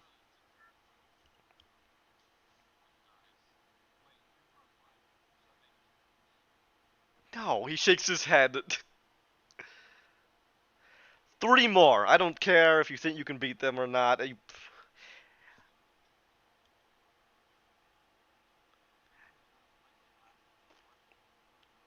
Oh yeah? We'll see. But I mean, that is the easiest. No, definitely the toughest fight I'm trying to shoot for is Skelevex, if you remember him. Bone Dragon Man that showed up real early. I'll see if I can make him especially tough. Alright. The Arcanala says, "Farewell then. I will be leaving immediately. This place tires me." Oh yeah? You want to trip him? He'll pass by you. You trip him with your tail? You trip him with your tail? He just glares at you as he picks up his glasses. Professional. Shakes his head. At that, he'll dimension door out.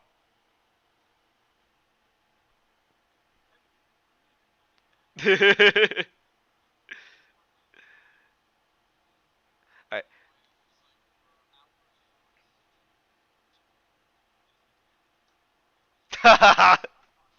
He's not wrong.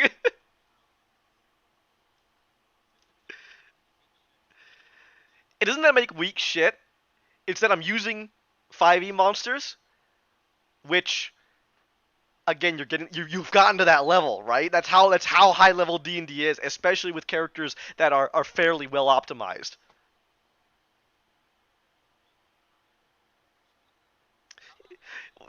Your AC is a million. You're fighting demons, right? You got a million smites.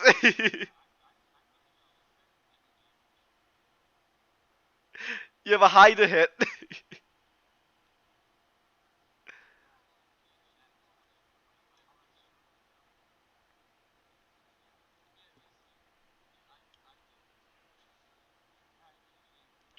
Hold on. Hold on.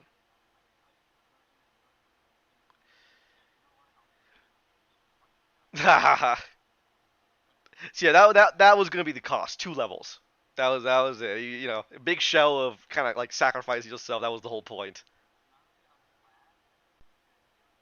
That would have been fucking yeah.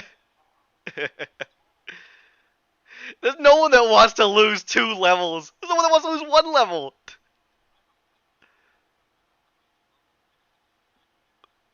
Right.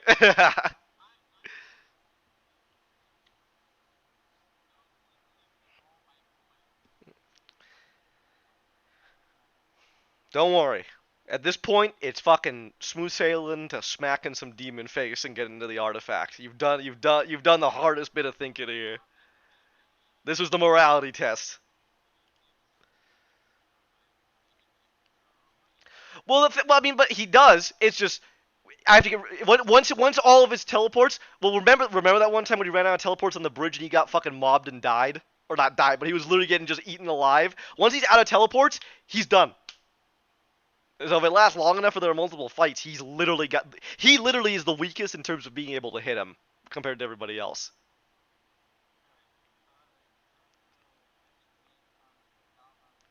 All right.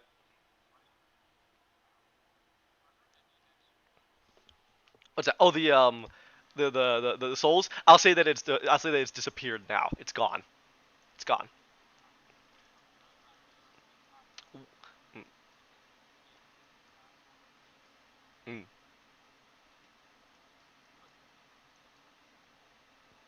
Didn't tell you if you find Redalia again, she'd absolutely be down. Not only does it relate to Lord Tarsus, is also saving some elves. Let's go.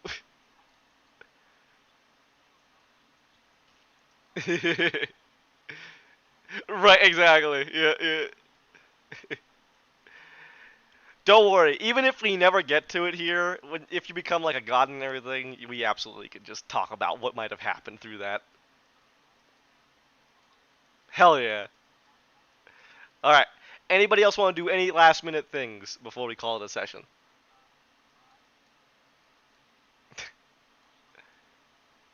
How much health did you lose? Nice. Damn. That's fucking crazy.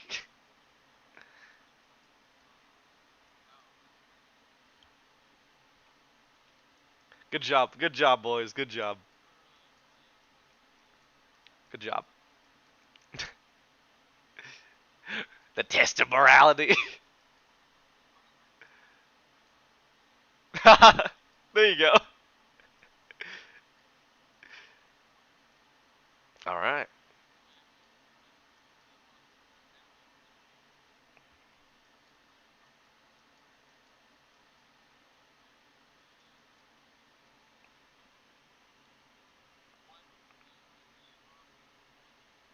Hmm.